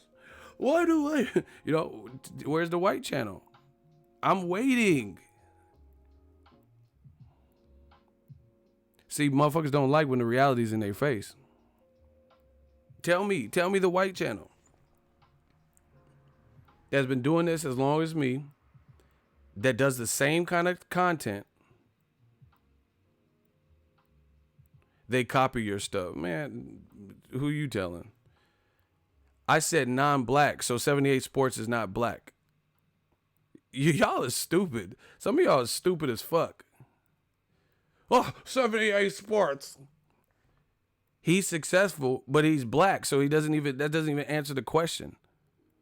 I said name a non-black channel, and your dumbass say 78.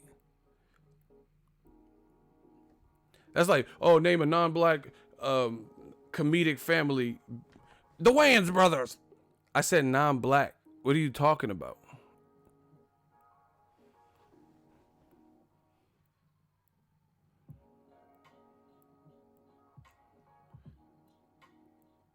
He said they trying hard. That's what I'm saying. I said the non-black channel that's doing it. See? Y'all shut up real quick or start saying stupid shit, naming black people as if they're not black.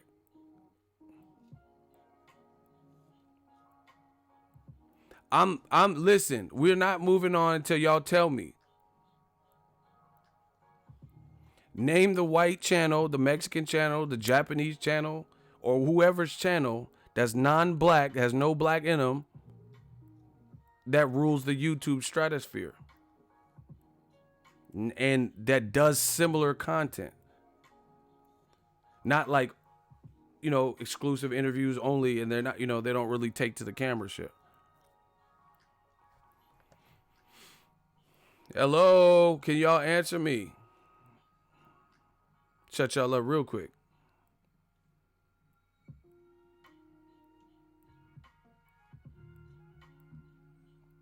I don't know if that was a joke, but that was horrible. Do you still consider Dante black since he's in Southeast Asia now? He's Thai now, right? That was horrible, bro. So because you move somewhere, you're not black? Wow. I don't know. I mean, even if that was a joke, that was just terrible all the way around. That was horrible. That was like really bad. So when Marvin Hagler moved to Italy, he wasn't black anymore? Really? Boxing Legends TV, but he is always getting taken down. Yeah, he has to hide his videos because, copyright infringement shit. And they don't do what I do. From what I understand of Boxing Legends TV, I don't really know their content, but yeah, I see it on the timeline occasionally. It's not anything to do with what I do. I don't see like commentary where it's like highlight real shit. So that's cool. That's his lane. You guys ain't really answering the question. So what y'all talking about, man? See how that calmed that shit down real quick? So it's at ESPN Deportes. Yeah, exactly. Damn, that's bad when you got to compare me, a YouTuber who came from the mud, to ESPN. To ESPN. Wow, that's crazy. You got to compare me to a network. So anyway, now that we got that cleared up, the bottom line is the double standards exist, and block weirdo. You playing games. I said someone who's bigger than me or at the same level. Block weirdo. Yeah, you a weirdo, all right. Block him. I don't know why you got put in timeout. I didn't do it.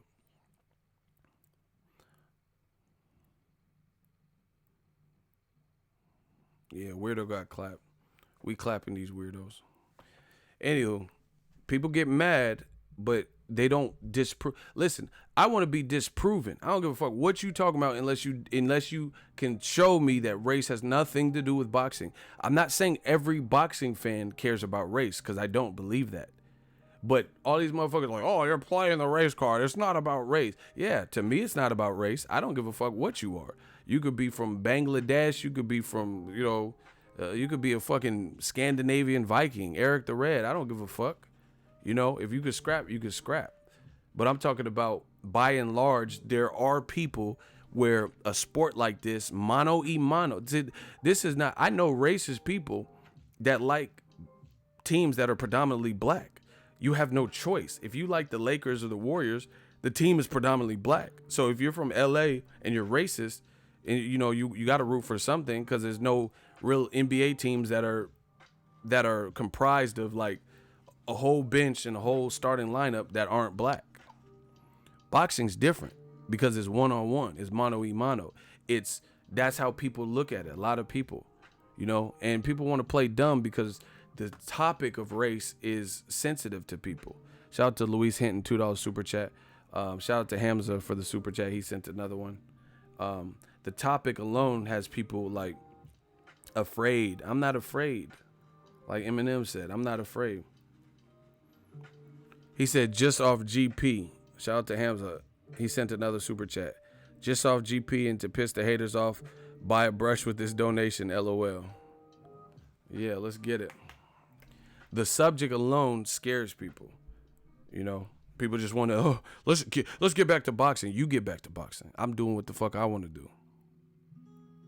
You know what I'm saying? And I'm talking about what I see. If I didn't see it, there would be no reason for me to bring it up. But we know.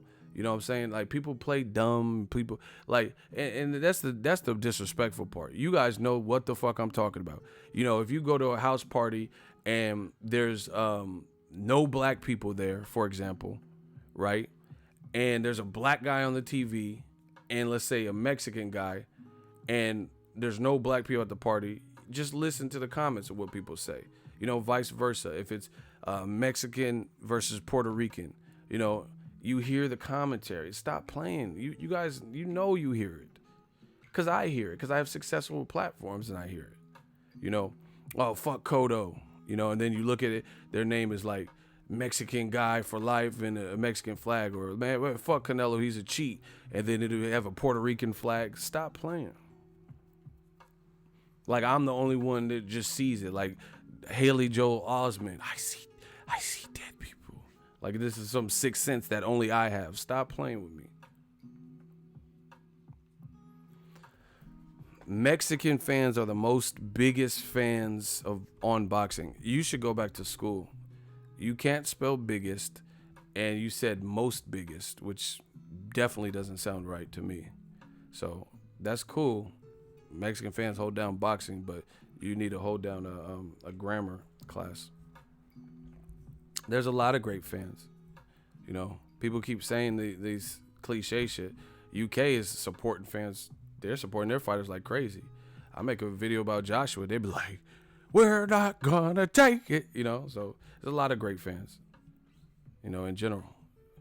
But we can't front like Latino fans or Mexican fans don't take up a large portion of it, because Mexican fans be about it. They hold down the sport for sure. But Irish fans crazy too. They go ham over Conor McGregor. Motherfucker lose and they'll still be like, they was fighting after Conor got choked out. I seen people getting knocked out, all types of shit. They so there's a lot of great fans. A lot of them.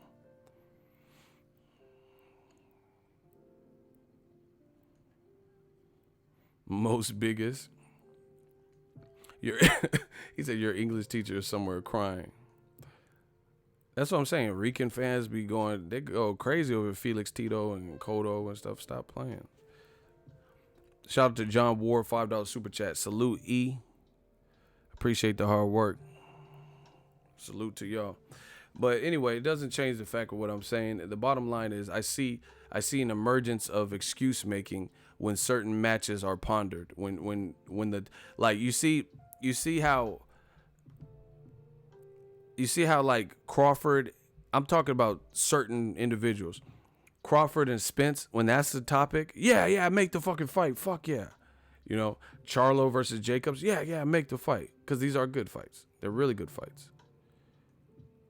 Right? I wasn't born in the UK. I lived in the UK, but I wasn't born there. I was born in New Mexico. But anyway, you see how that goes? Like Spence and Crawford, that it's just like, yeah, make the fucking fight. But then you say, oh, yeah, that's a good fight. I like Crawford and Spence. But then some people, you ask them about, what about Triple G Charlo? No. What has Charlo done to deserve Triple G? The WBC ordered it. What you talking about? You know, ask them about Canelo and Charlo. Canelo and Boo Boo. I mean, fuck Boo Boo. All he does is talk. What? I thought you was so gung-ho for Spence Crawford. Stop playing. We know what that is. We know what that is.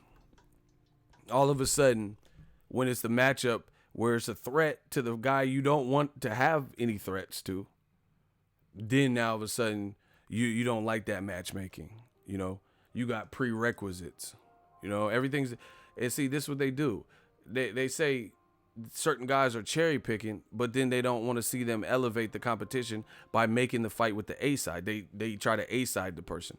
Like they'll say, oh, Charlo, who is Jamal really beat at middleweight? Okay, let him fight Canelo to see if he can fucking beat Canelo, and then we won't have nothing to say about his resume. Sounds fair to me. Let Charlo get a crack at Triple G like the WBC said, and then we don't have to ponder about how good he is. He's either going to beat Triple G or he's going to get knocked out and lose or whatever happens. But let us see that, and then now we don't have any questions. You see? Same thing with Luis Ortiz. Oh, why is Ortiz fighting Travis Kaufman? Okay, let him get Dillian White. See, and this is why you can't beat new media. You can say all the black channel we do is right for boxing. You know, I want to see Luis Ortiz, a Cuban fighter, Afro-Cuban, Cuban, whatever you want to call them, versus Dillian White. And I push for that fight. And I'm telling you, I want to see the fight. I want to see Wilder Joshua. But leave it to them, old media. You ask them about other good fights, and then it's nothing but excuses. I want to see Wilder versus Joshua. I push for that fight. I push for Luis Ortiz and Dillian White. I push for Sean Porter and Errol Spence. Errol Spence and Keith Thurman. This is what a lot of old media ain't doing. They're not pushing for they're pushing for Triple G versus Ryota Murata. You know, pushing for Canelo Fielding, but then talking shit about how Charlo ain't this and that. But Rocky Fielding is this and that. Rocky Fielding factually has been knocked out in one round. Charlo ain't never been knocked out in no rounds, let alone the first round. So, with that being said, I mean, what would you really prefer? So this is why these guys are always trapped, because they live off of emotion. You know, that's like, it's just like trying to drive your car when the gas light pops on.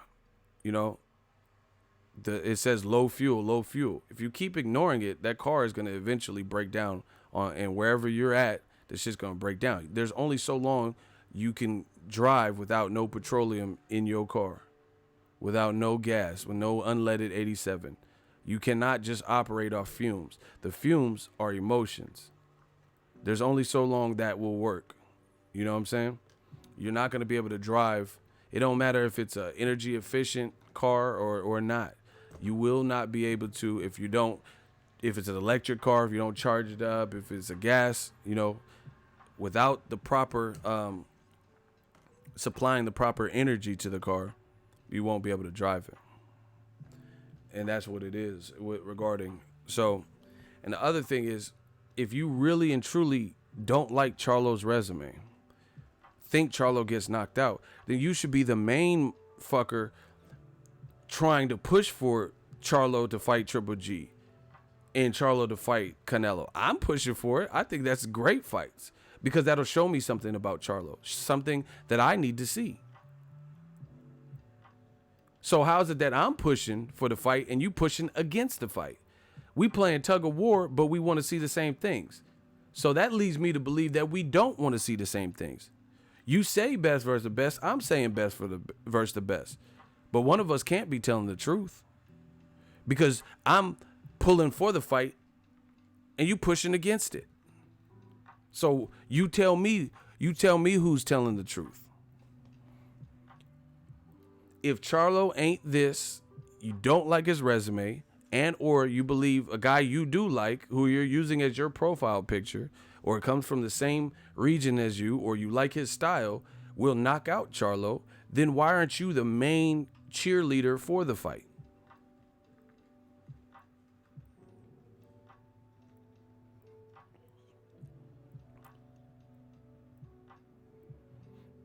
That leads me to believe you don't believe what you're saying.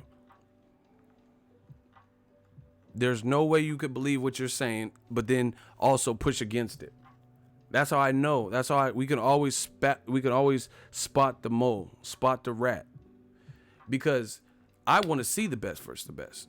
Black, white, green, yellow, purple, Mexican, short, black, white, fat, obese, demure. Like, I don't care. I want to see these awesome fights, period.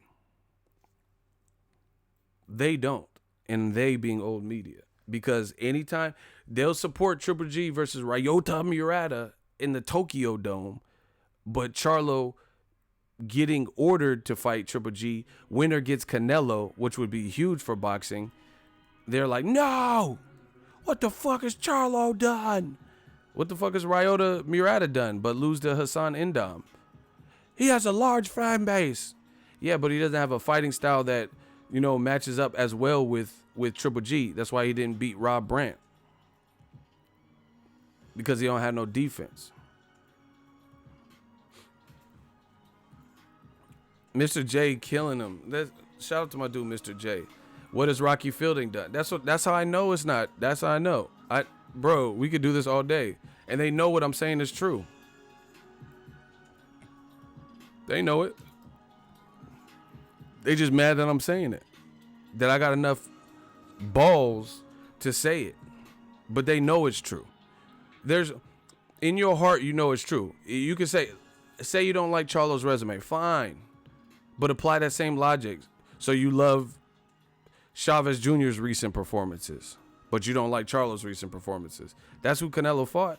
You loved Amir Khan's recent performance, even though he fought Chris Algieri in the lower weight class and got rocked in the first round. So you're good with Canelo fighting him, but the Charlo fight, no. You don't like, because what has Charlo done, right? What did Amir Khan do at 154, 155?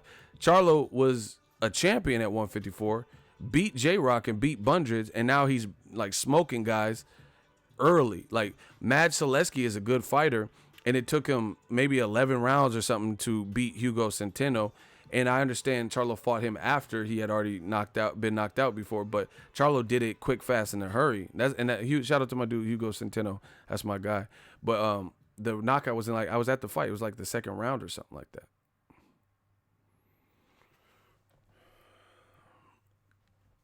That's what I'm saying. These dudes are looking shaky. That's why they don't show up.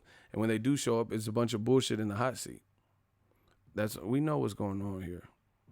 Like I said, they can deny, kick and scream, hit the dislike button, all that. That's great. You can dislike, but you can't disprove.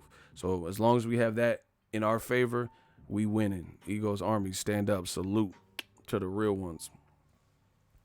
And this is across the board. I give my opinion like fair, firm, objective, across the board. Like Dillian White versus Luis Ortiz. I want to see that fight. See, what they try to do is when it's against a fighter that they don't like, right? They have all these excuses and stuff. And if it's like, let's say someone that shares the same race as them, they'll say, oh, you just want to see Canelo fail or just some bullshit, right? But then why do I want to see Luis Ortiz versus Dillian White? Why do I want to see Joshua versus Wilder? But they say you're a Wilder dick sucker, but I want to see Wilder take a tough fight with a unified champion. It's not looking good. Nobody believes you. Because if I was actually afraid or emotional like them, then wouldn't I be trying to, if everything they say is true, Wilder's windmill Wilder and Wilder is ducking Joshua, then why am I pushing for Wilder Joshua when Joshua's technically more sound? But I'm the Wilder dick sucker, and I'm dick riding Wilder and all this stupid shit.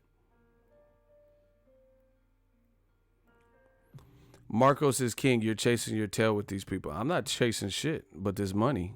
I'm not chasing shit. I don't care. People hear what I have to say, and that's good enough for me, because the message is off. You know, that's another thing that people do to discourage it. Like, oh, you'll get nowhere. I don't care. As long as I get it off my chest and the message is out, I feel great. And you know, if people don't want to hear it, then don't watch my content. That works. So I'm not chasing anything. I don't have nothing to prove. I know everything that I'm saying is provable. So as long as the message is out, the damage is already inflicted, because it holds people to a standard. It holds people to justify their claims. You know, De La Hoya saying PBC is a bunch of cherry picked mismatches. Okay, fine. But you're also the promotional outfit that's putting on Chuck Liddell versus Tito Ortiz 3. Did we forget that? How is Chuck Liddell, you know, and Tito Ortiz what MMA needs, or the fight game or whatever?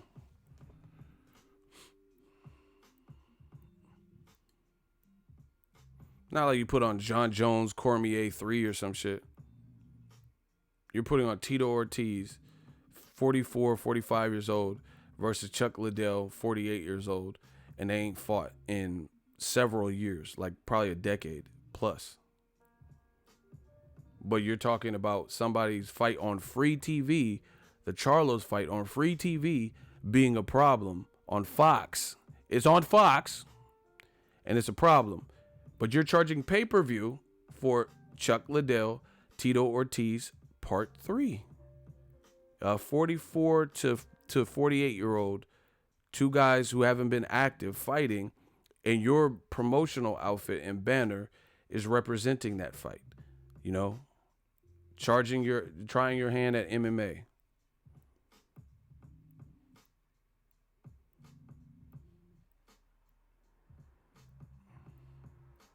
CHARLO versus Khan. You sound stupid. Khan just got knocked down by Samuel Vargas, so I would he said he's not going to 54 anyway, and CHARLO just said he can't make 47, so that would never happen. Plus, it shouldn't happen, because we already know that wouldn't be a good outcome. So that was just stupid. Anyway, they're only here to cause distractions. Back to what I was saying is, you know, we have to analyze what people are saying. Bob Arum says Al Heyman's the cancer, yet we don't have conflicting interviews of Al Heyman contradicting himself like we do some of the other promoters, because he doesn't do interviews. You know, everything comes trickled down to his minions, or, you know, the people he has in position. That's like saying something about Jay Prince. You ain't, well, Jay Prince is different, because you might get beat the fuck up if you say something about Prince. But what I'm saying is, he's not like all in the video. He makes boss moves behind the scenes. Like, you know what I'm saying? Nobody really. I've interviewed Jay Prince before, and he cool. He just like cool, calm, collected. He a old school hustler. You know, I respect that. He got his book out. Check out Jay Prince's book on Amazon. But the whole point is this, is like, he's not like in the public. He'll do a TMZ interview, or like I said, I have the privilege to have interviewed him before at fights before, but he's not really just out there. He just makes his business moves for the most part. He has people that does, his son and just different people. I think his son is the one that found Drake, or like, you know, kind of start getting Drake buzz and shit. Jay Prince is well respected in Texas, as he should. He's a real true life hustler. Shout out to the Fifth Ward and all that. But that's what I'm saying. Business people like that, they're not like lusting for limelight. He making money. He got respect. He making boss moves. He don't have to just be out there and doing certain things. He got people for that. Maybe at a point in time he was out there more, but he don't have to do that now. You know, just like Warren Buffett. You don't see Warren Buffett doing interviews all the time. Like, you know, he might do an interview with CNN or some shit, but he's not just out there on YouTube channels like coming up talking to him, because he don't have. He's making huge moves as is. But yeah, everyone got so much to say. Like Heyman is, that's what I'm saying. They're only here to cause distraction. Oh, you work for Heyman. I've never even talked to Heyman before. I call it how I see. You know, that's all there to distract you. Oh, Ego's in love with Showtime, all that stuff. Okay, but you're not proving what I say wrong. So I'm not really, I'm unbothered. Unless you start coming out with facts that make me look crazy because you roasted me with facts, then it don't matter. Don't matter. Because once again, if what I'm saying is so false, you tell me. You know, y'all keep saying, the black channel. Okay, so name the non-black channel that does what I do that's killing me or even close to killing me. That is not black. There's no black in them. They should be smoking me because I don't know what the fuck I'm talking about, right? You said it's going to be easy.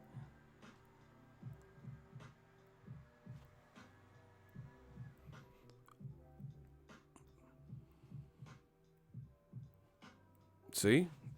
Crickets, once again.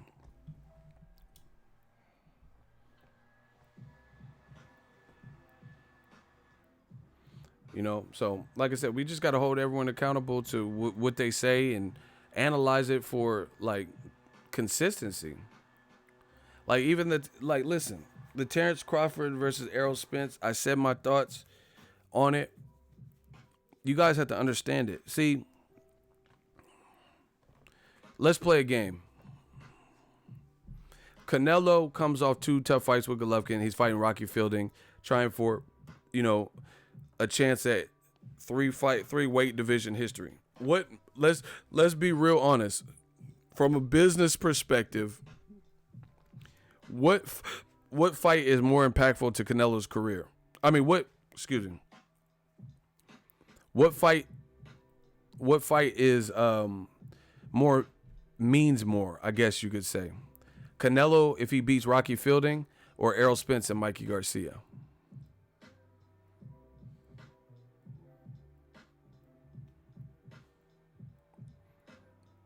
Like, I guess here let me rephrase the question. Since we know boxing is a business, what fight has more implications for the winner? You know what I'm saying? Like, as a business move, like, what's the bigger business for your brand? Like, does Canelo's brand grow exponentially because of Rocky Fielding, or would you say Errol Spence's brand will grow a lot more if he is able to beat Mikey Garcia? That's the question, if that makes any sense.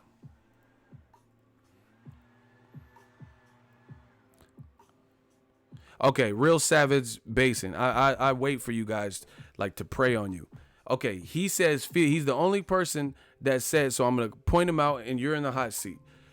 How does Canelo, as a business, how does that mean more, prove more, or grow his brand more for him than Errol Spence and Mikey? Shout out to Hamza for finally blocking that cat. Okay, he was the only one that said Rocky Fielding, so I want to hear this. How is the Rocky Fielding more beneficial to Canelo's brand, which he's already a big star, so that takes him to the next level, more so than Errol Spence? If he is able to beat Mikey Garcia, it'll take him to the next level, or if Mikey beats Errol Spence, it'll take him to the next level. So explain that, because I really struggle to understand, but I'm willing to be enlightened. So everybody grab your popcorn. We got a hot seat. His name is Real Savage Basin. He says that basically if Canelo wins or Rocky Fielding win, that would be more mutually beneficial to whoever wins than if Errol beats Mikey or if Mikey beats Errol, in terms of meaningful, better business. So he says makes Canelo a 3 weight division champion. Yeah, but he's fighting a guy who got knocked out in one round, who has a regular version of a belt. Versus Mikey Garcia is a world universally known guy with wins over Robert Easter in the unification. He moved up and beat Adrian Broner, who's a game known name, you know, and Mikey is a 4-division weight champ. You're struggling. You're looking horrible.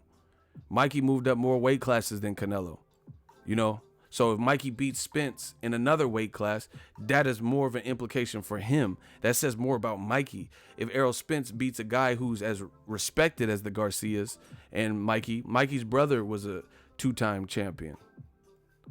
So you sounded real stupid right now. You said it makes Canelo a 3-division champ. Yeah, but a lot of people would consider Rocky Fielding to be the paper champ because he got knocked out by the guy who's really a champ, Caleb Smith. Do you watch boxing? Like hardcore?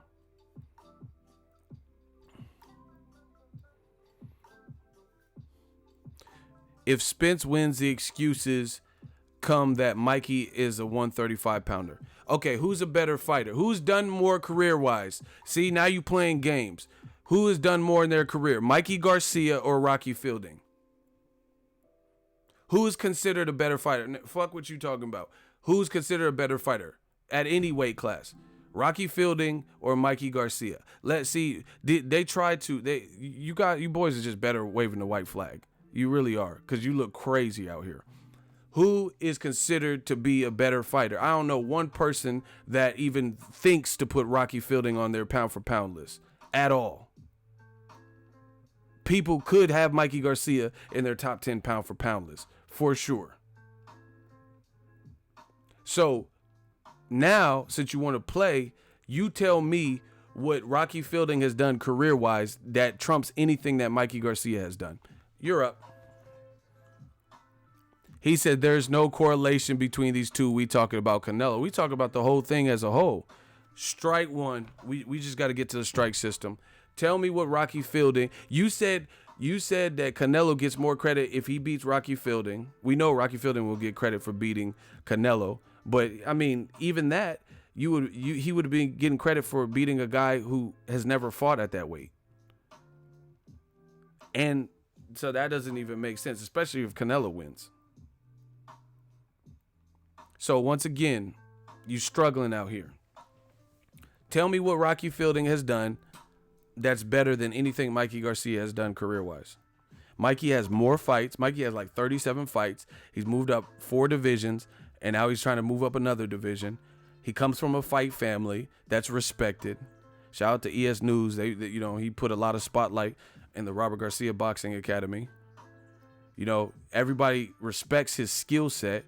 You know, Mayweather wanted to sign Mikey Garcia. I never seen Mayweather wanted to sign Rocky Fielding, ever. Mikey's undefeated. Rocky Fielding been knocked out. You playing. You don't do this to you make yourself look crazy. Don't do this to real boxing fans because you're gonna get chewed up each and every time. You know, you should have just said, oh fuck, you right, wave the white flag. You said which fight, nothing about Fielding, bum ass. So now you're calling Fielding a bum. Strike 2. Canelo gets a 3-weight division title next to his name, which is why he took the fight. Bro, you struggling. Now you backing off the block. You just called him a bum, but then now you're praising Canelo for getting a paper title by beating a regular champion, not the guy who knocked out Rocky Fielding. You looking crazy out here, bro. You looking crazy. You just called the man a bum, but then you're saying how the implications are so great that Canelo will be a 3-weight division champion by beating a guy you just called a bum. Wow. I thought I seen it all. I thought I heard it all. See, I'm telling you, emotion can't defy logic. You sound like a pure man fan. You called Rocky Fielding a bum. This is your words, not me. I hate that fight. He's taking a soft touch to get a weak title. Okay, now he's completely backing off the block. If that's an L, put your L's up. We done. I have nothing else to say. You called him a bum. And then in your last comment, you said you hate the fight. But then you're praising Canelo and saying it makes more business sense and the implications are greater for Canelo to beat a bum and to beat a guy that you said a fight you hate. Get these dudes out of here. Shooters, clap that. Another one. I'm telling you, they can't beat. They all they gonna do is go to the next channel and talk about how I block everybody. But they not gonna tell you, screenshot it. How about that? Y'all start screen when y'all get blocked for these hot seats.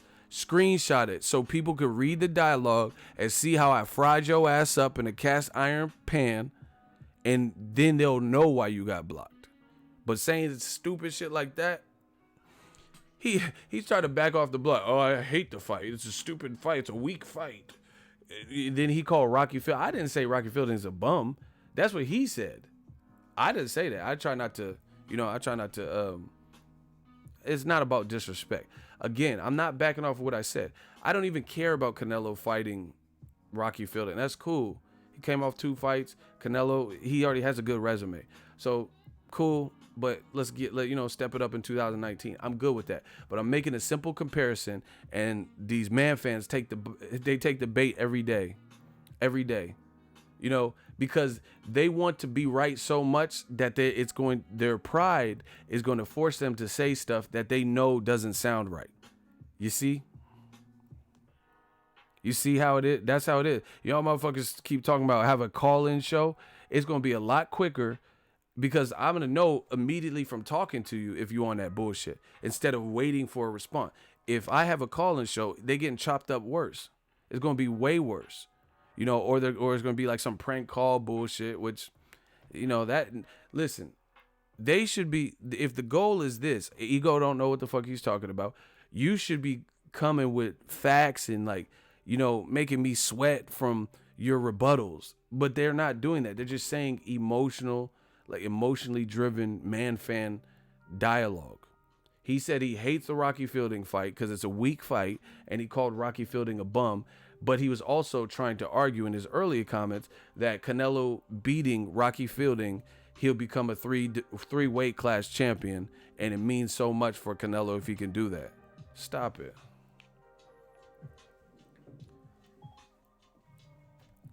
Oh my God, man, this shit is really easy. We ain't even done enough, man.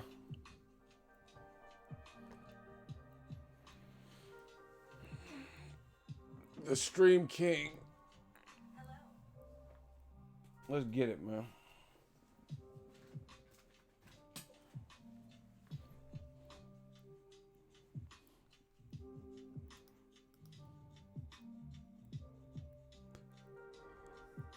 Pussy. These dudes be really angry.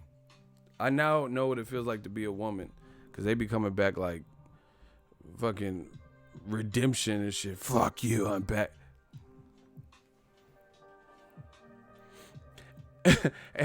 And I ain't even blocked no one really on this whole stream. My shooters is the one taking care of it, or you're getting voted off, and I always get blamed. Whatever. It should be a quiz before anybody use the comment section, bro. It's fun. This is fun. It's a game. It's a game. It's fun because it gets to separate the men from the boys. The men and the women from people saying childish shit. The bottom line is, you can say whatever you want, but your emotions, when you let your emotions speak, people are gonna know that. Point blank, period.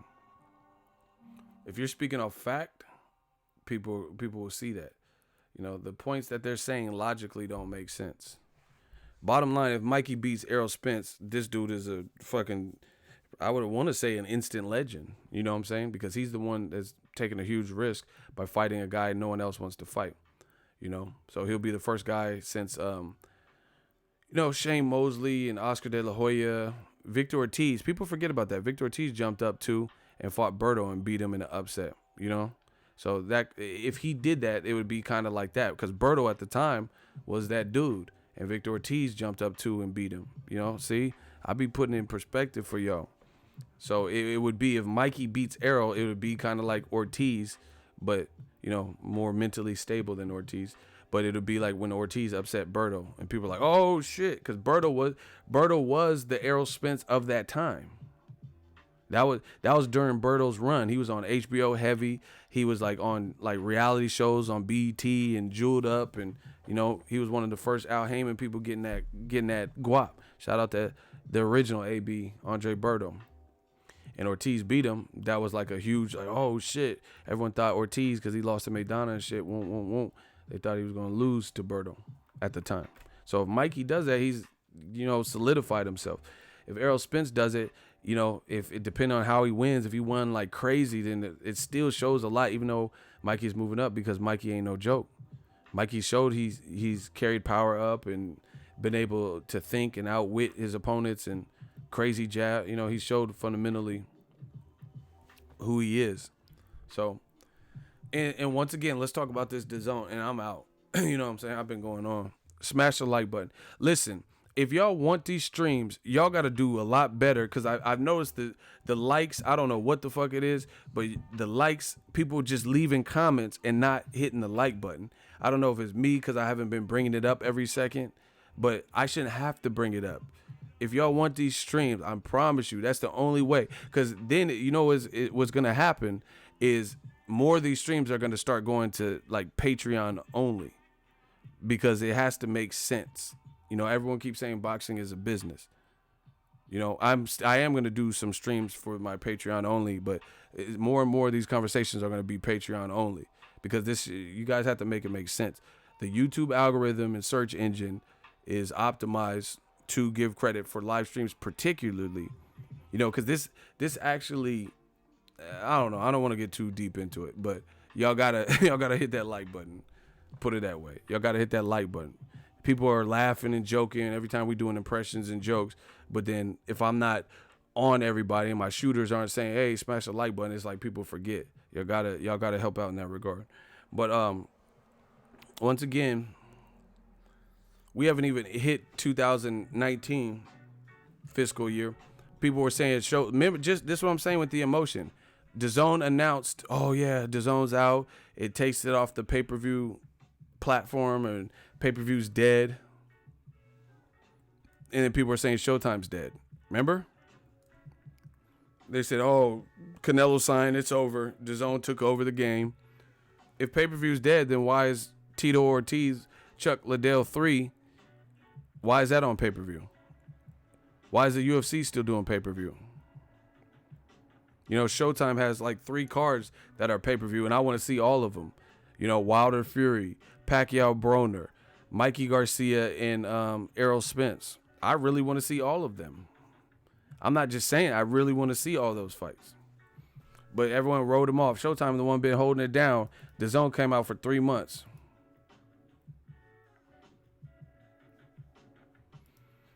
DAZN been out for 3 months, and then people quick to write something off because of some shit HBO did. That's not how it works. I'm telling you, it's a competition. Whoever has like the best fights is going to be, winning the lead. People were like, oh, Showtime's done. They've been streaming since 2015. What are you talking about?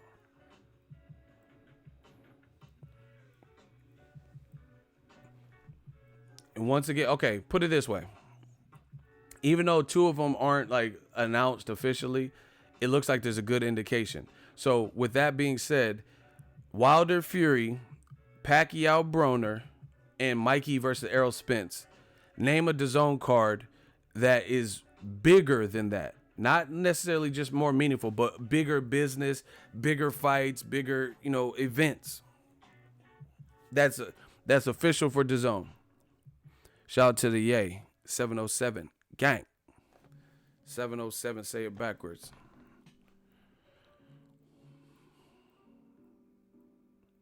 Because I'm talking about all the people that were saying Showtime's done and blah, blah, blah, blah. Showtime's putting 3 things on pay-per-view. Cool. But name the DAZN fights that are bigger than that. They got the World Boxing Super Series this weekend. They got Tony Bellew versus Usyk, which is a good, meaningful fight. But how many people have talked about it? I think it's a great fight. But how many people are just like making YouTube videos and people talk? See, that's what I'm saying. That's what's fake about it. People are they're talking about more what they don't like than what they are. Like, say there's channels talking about they hate Al Heyman, supposedly, right? PBC sucks. They're talking more about how PBC sucks than talking about Tony Bellew versus Usyk. Where they do that at? Tony Bellew versus Usyk is a great fight. Why they not making 5, 6, 7, 8 videos about that? They rather talk about how Al Heyman's cherry picking and Al Heyman did this wrong and PBC sucked than talk about the stuff that they aren't mad at, that they are, like, you know, that they could be promoting. The hate channels, exactly. So why wouldn't you focus on Tony Bellew versus Usyk? You like DAZN. You said DAZN's taking over, right? So why aren't you doing DAZN? You know, Gerald Miller just got announced. Well, I don't even know who he's fighting. I think he's fighting that Obindu in Kansas. Clarissa Shields on the event. Somebody else is supposed to be on there. Why are you not talking about that more? See, that's what I'm saying. That's why I don't believe it. You rather talk about Charlo and the match you don't like, but then you love DAZN and you're not talking and building up Regis Prograis versus Terry Flanagan. You're not building up Gerald Miller in Kansas. You're not building up Dillian White versus maybe Derek Chisora or Bellew Usyk. Bellew Usyk, I don't know who's going to win that. I think Bellew has a shot for sure. But Usyk's a beast. I don't know. I really don't. That's the mark of a good fight. Because I really don't know. I don't know who's going to win that one. I haven't thought about it enough. Like, that's the type of fight I probably have to watch tape, to be honest. To, like, really study some shit. To see, like, mannerisms and shit. How people act. You know, but Bellew's definitely been tested more. He's the guy who's the underdog. Been stopped, but then came back. Defied the odds. Usyk ain't battle tested like because Murat Gassiev didn't do shit versus Usyk. You know, he couldn't even get off. So yeah, he has crazy power, but he wasn't able to land it. Bellew is battle tested. I think Bellew is one of the best fighters that Liverpool's ever seen. Name 3 fighters that are better than Bellew from Liverpool. Okay. So I rate Bellew. He's definitely more battle tested. But Usyk's a beast, skillfully, you know, good footwork, some semblance to some of the things Lomachenko does. Good size to him. Top 3 UK fighters? I don't know. That's too hard because it's like there's people like I like Anthony Yard, Daniel Dubois, Josh Kelly, but then they haven't fought anyone really in their divisions that show me everything about them. So the top fighters would have to be, I don't know, Tyson Fury, Anthony Joshua, just because of what they've proven. And then who else? I'm trying to think of I like Kell Brook, but he ain't fought nobody recently. Oh, you talking about retired fighters? Oh, I didn't know you meant all time. I don't know. See, that's why I don't like answering these questions. I thought you meant active fighters. I didn't know you were talking about. Yeah, Caleb Smith, I like him, but he still has some more work to do up there. But I like what I seen from him and George Groves. And he knocked out Canelo's opponent. Carl Frampton's up there too, for sure. We've seen Frampton, you know, in tough fights. That Warrington-Frampton, that's a good fight. Yeah, all time, Lennox Lewis is definitely in there. I rate Lennox Lewis over Joe Calzaghe. Let's talk about it. Name 3 wins that are more impressive than Lennox Lewis from Joe Calzaghe. See, people care about the undefeated stuff. That's cool. But Joe Calzaghe fought Roy Jones. Was he really Roy Jones at that point? Was he really Bernard Hopkins at that point? Like, really, I'm not making no excuses like that. But, I mean, we know what happened in Roy Jones' career. We know what happened in B-Hop's career. Lennox Lewis, he does have losses, but he also beat Prime Vitali by stoppage. He also avenged all of his losses. Oliver McCall, he made that motherfucker break down. You know, he beat Hassan Rahman. He got caught slipping, stretch, came back correct. You know, David Tua, Shannon Briggs, Tony Morrison, Mike Tyson. He fought Holyfield. Like, Riddick Bowe didn't want no smoke, it doesn't look like. So, you know, you ain't fucking with Lennox. And I'm not even, I respect Lennox now. I like Lennox now. But at the time, I was a Mike Tyson fan, like when I was a kid, so I didn't even care about Lennox like that. But I'm no hater. So, I'm not going to hate on somebody who's done that. His best real win is Kessler. Exactly. Razor Ruddock. See, that's what I'm saying. Lennox Lewis is a fucking icon. Like, if you don't respect, if you like Joshua, Carl Frampton, or anybody, and you don't give peace to Lennox Lewis, then I can't take you serious. Like, if you hate Lennox Lewis, I'm not talking about his personality or his tweets or some stupid shit. I'm talking about what the man did for his career. Then you don't know shit about boxing, to me. And again, I'm not even a lifelong Lennox Lewis fan. But, just Lennox Lewis is that dude. Francois Botha, he was undefeated or close to undefeated when Lennox fought him. He got Lennox Lewis's bodies. Lennox Lewis got bodies. Michael Grant, Andrew Galata, like, stop it. This new generation ain't got no fucking resume. Nobody got no resume like that. Ain't nobody. Lennox Lewis fought everybody. Ray Mercer, Tyson, all that, man. Stop it. And he was Olympian. Stop it. That's a bad man. Lennox is a dawn in this game. I met Lennox. He a cool dude. He fought Shannon Briggs, Tommy Morrison, Hassan Rahman twice, Ray Mercer, Michael Grant. I don't know if I said Tyson, Tommy Moore. Bro, he fought everyone. Oliver McCall, Vitaly Klitschko. Stop it. There's no comparison. I have to write it down. That's how many people he fought. He could have fought Riddick Bowe. He fought Holyfield. David Tua. That's what I'm saying. He literally fought.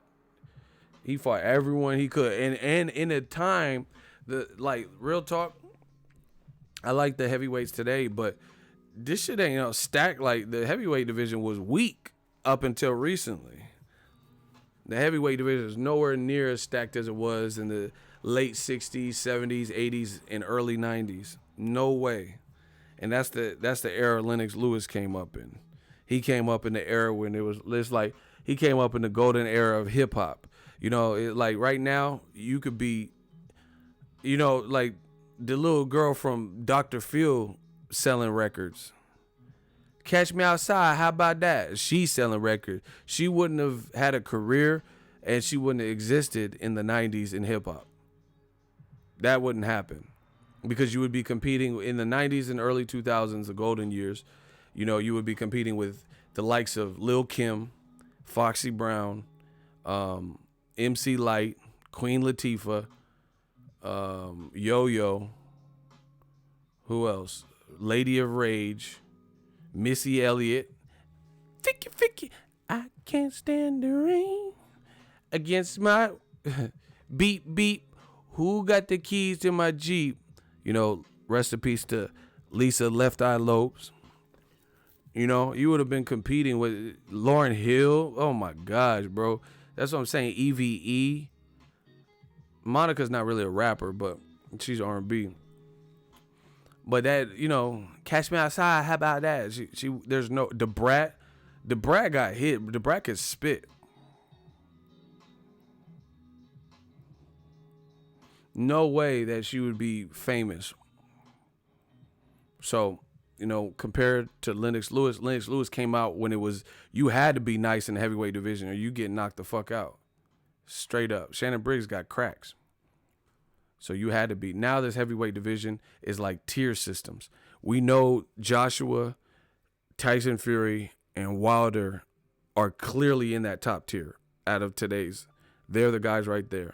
And two of them are fighting in December. Just beneath it are guys, maybe a loss or two, or looking real good, but they haven't had a title shot, or they had a title shot, or had a big fight and they lost, like the Luis Ortiz, Dillian White, Gerald Miller.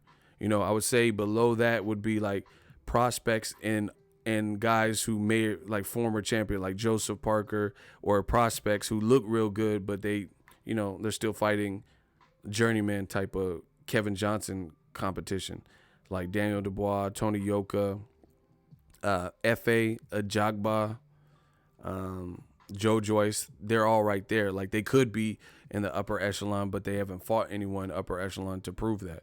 And then below that would be, you know, the other guys, you know, the Bermain Staverns, Povetkins, you know, guys who aren't probably going to win a title, Marish Wack and Travis Kaufman. And then, you know, I would put Dominic Brazil and other people just in that one above that with the prospects. And they would be in one of the two tiers. So that's how I break down the heavyweight division. It's like probably like a 4-tier system. You know, you got the top 3, Joshua, Wilder, and Tyson Fury. Just below that, you have guys with like a loss or 2 or undefeated, but they don't have a resume. Gerald Millers, Luis King Kong Ortiz, Dominic Brazil will probably go in that category, or Dillian White, you know. And then the prospects who look real good, but they haven't fought no one real good to prove it. And then below that would be like more of the journeyman type, or guys who are like considered like past it. So yeah, Lennox Lewis came up in an era where shit was real. You could go. Yeah, I like Ajagba. I like what I'm seeing, but again, that motherfucker had the guy walked out the ring. That's crazy. I ain't never seen that. He's like, you want some of this too, old man? No. The motherfucker got out the ropes. Anyway, I'm out. That's my thoughts. Lennox Lewis is a legend. 2019 should be a fun year. It really should. But y'all gotta stop hating. You know, people hating on the Charlos. See, this is the thing. Either you want the Charlos to step up or you don't. Hold on, let me get to the super chat real quick, because I don't want to forget. Lamar Gugis, shout out to you. $10 super chat. Shout out to New Media. Sorry, Joe Kawasaki, he had a belt at light height weight. I think that's heavyweight. And refused to fight Roy Jones between the age of 31, 35. Then when Roy Jones started losing, all of a sudden Joe wants it. Yeah, we already know what would happen. People didn't want it. Like Chris Eubank, why didn't he fight Jones? Same thing with Roy Jones. Wasn't considered the same Roy Jones, you know, been knocked out and shit, and he still knocked Joe Kawasaki down in like one of them early rounds. So imagine Prime, stop it. I'm not even go there because that'll hurt people's feelings. No disrespect to Kawasaki, rest in peace to his father, recently passed, but you know, Prime for Prime, there's nothing to talk about. You wasn't fucking with Roy Jones. But yeah, man, we just got to push for the real fights, the good fights. Stop making these excuses. Stop snitching. You know, talking about, oh, yeah, what has Charlo done to deserve Canelo? Okay, what's Rocky Fielding done? What Amir Khan done? What James Kirkland done? James Kirkland got knocked out by Ishida, who's not even, look at his record when he fought James Kirkland. Wasn't even considered a puncher. And Canelo fought him. And he was coming off a almost 2-year layoff without his primary trainer, Ann Wolfe. So how he get the fight? How Rocky Fielding get the fight? But then Charlo is just this big hoopla about how he don't deserve it. Stop it. You know, Charlo ain't never been knocked out. James Kirkland had. Chavez Jr. had losses. Charlos don't. Stop making these excuses. All these dudes have fights with Canelo.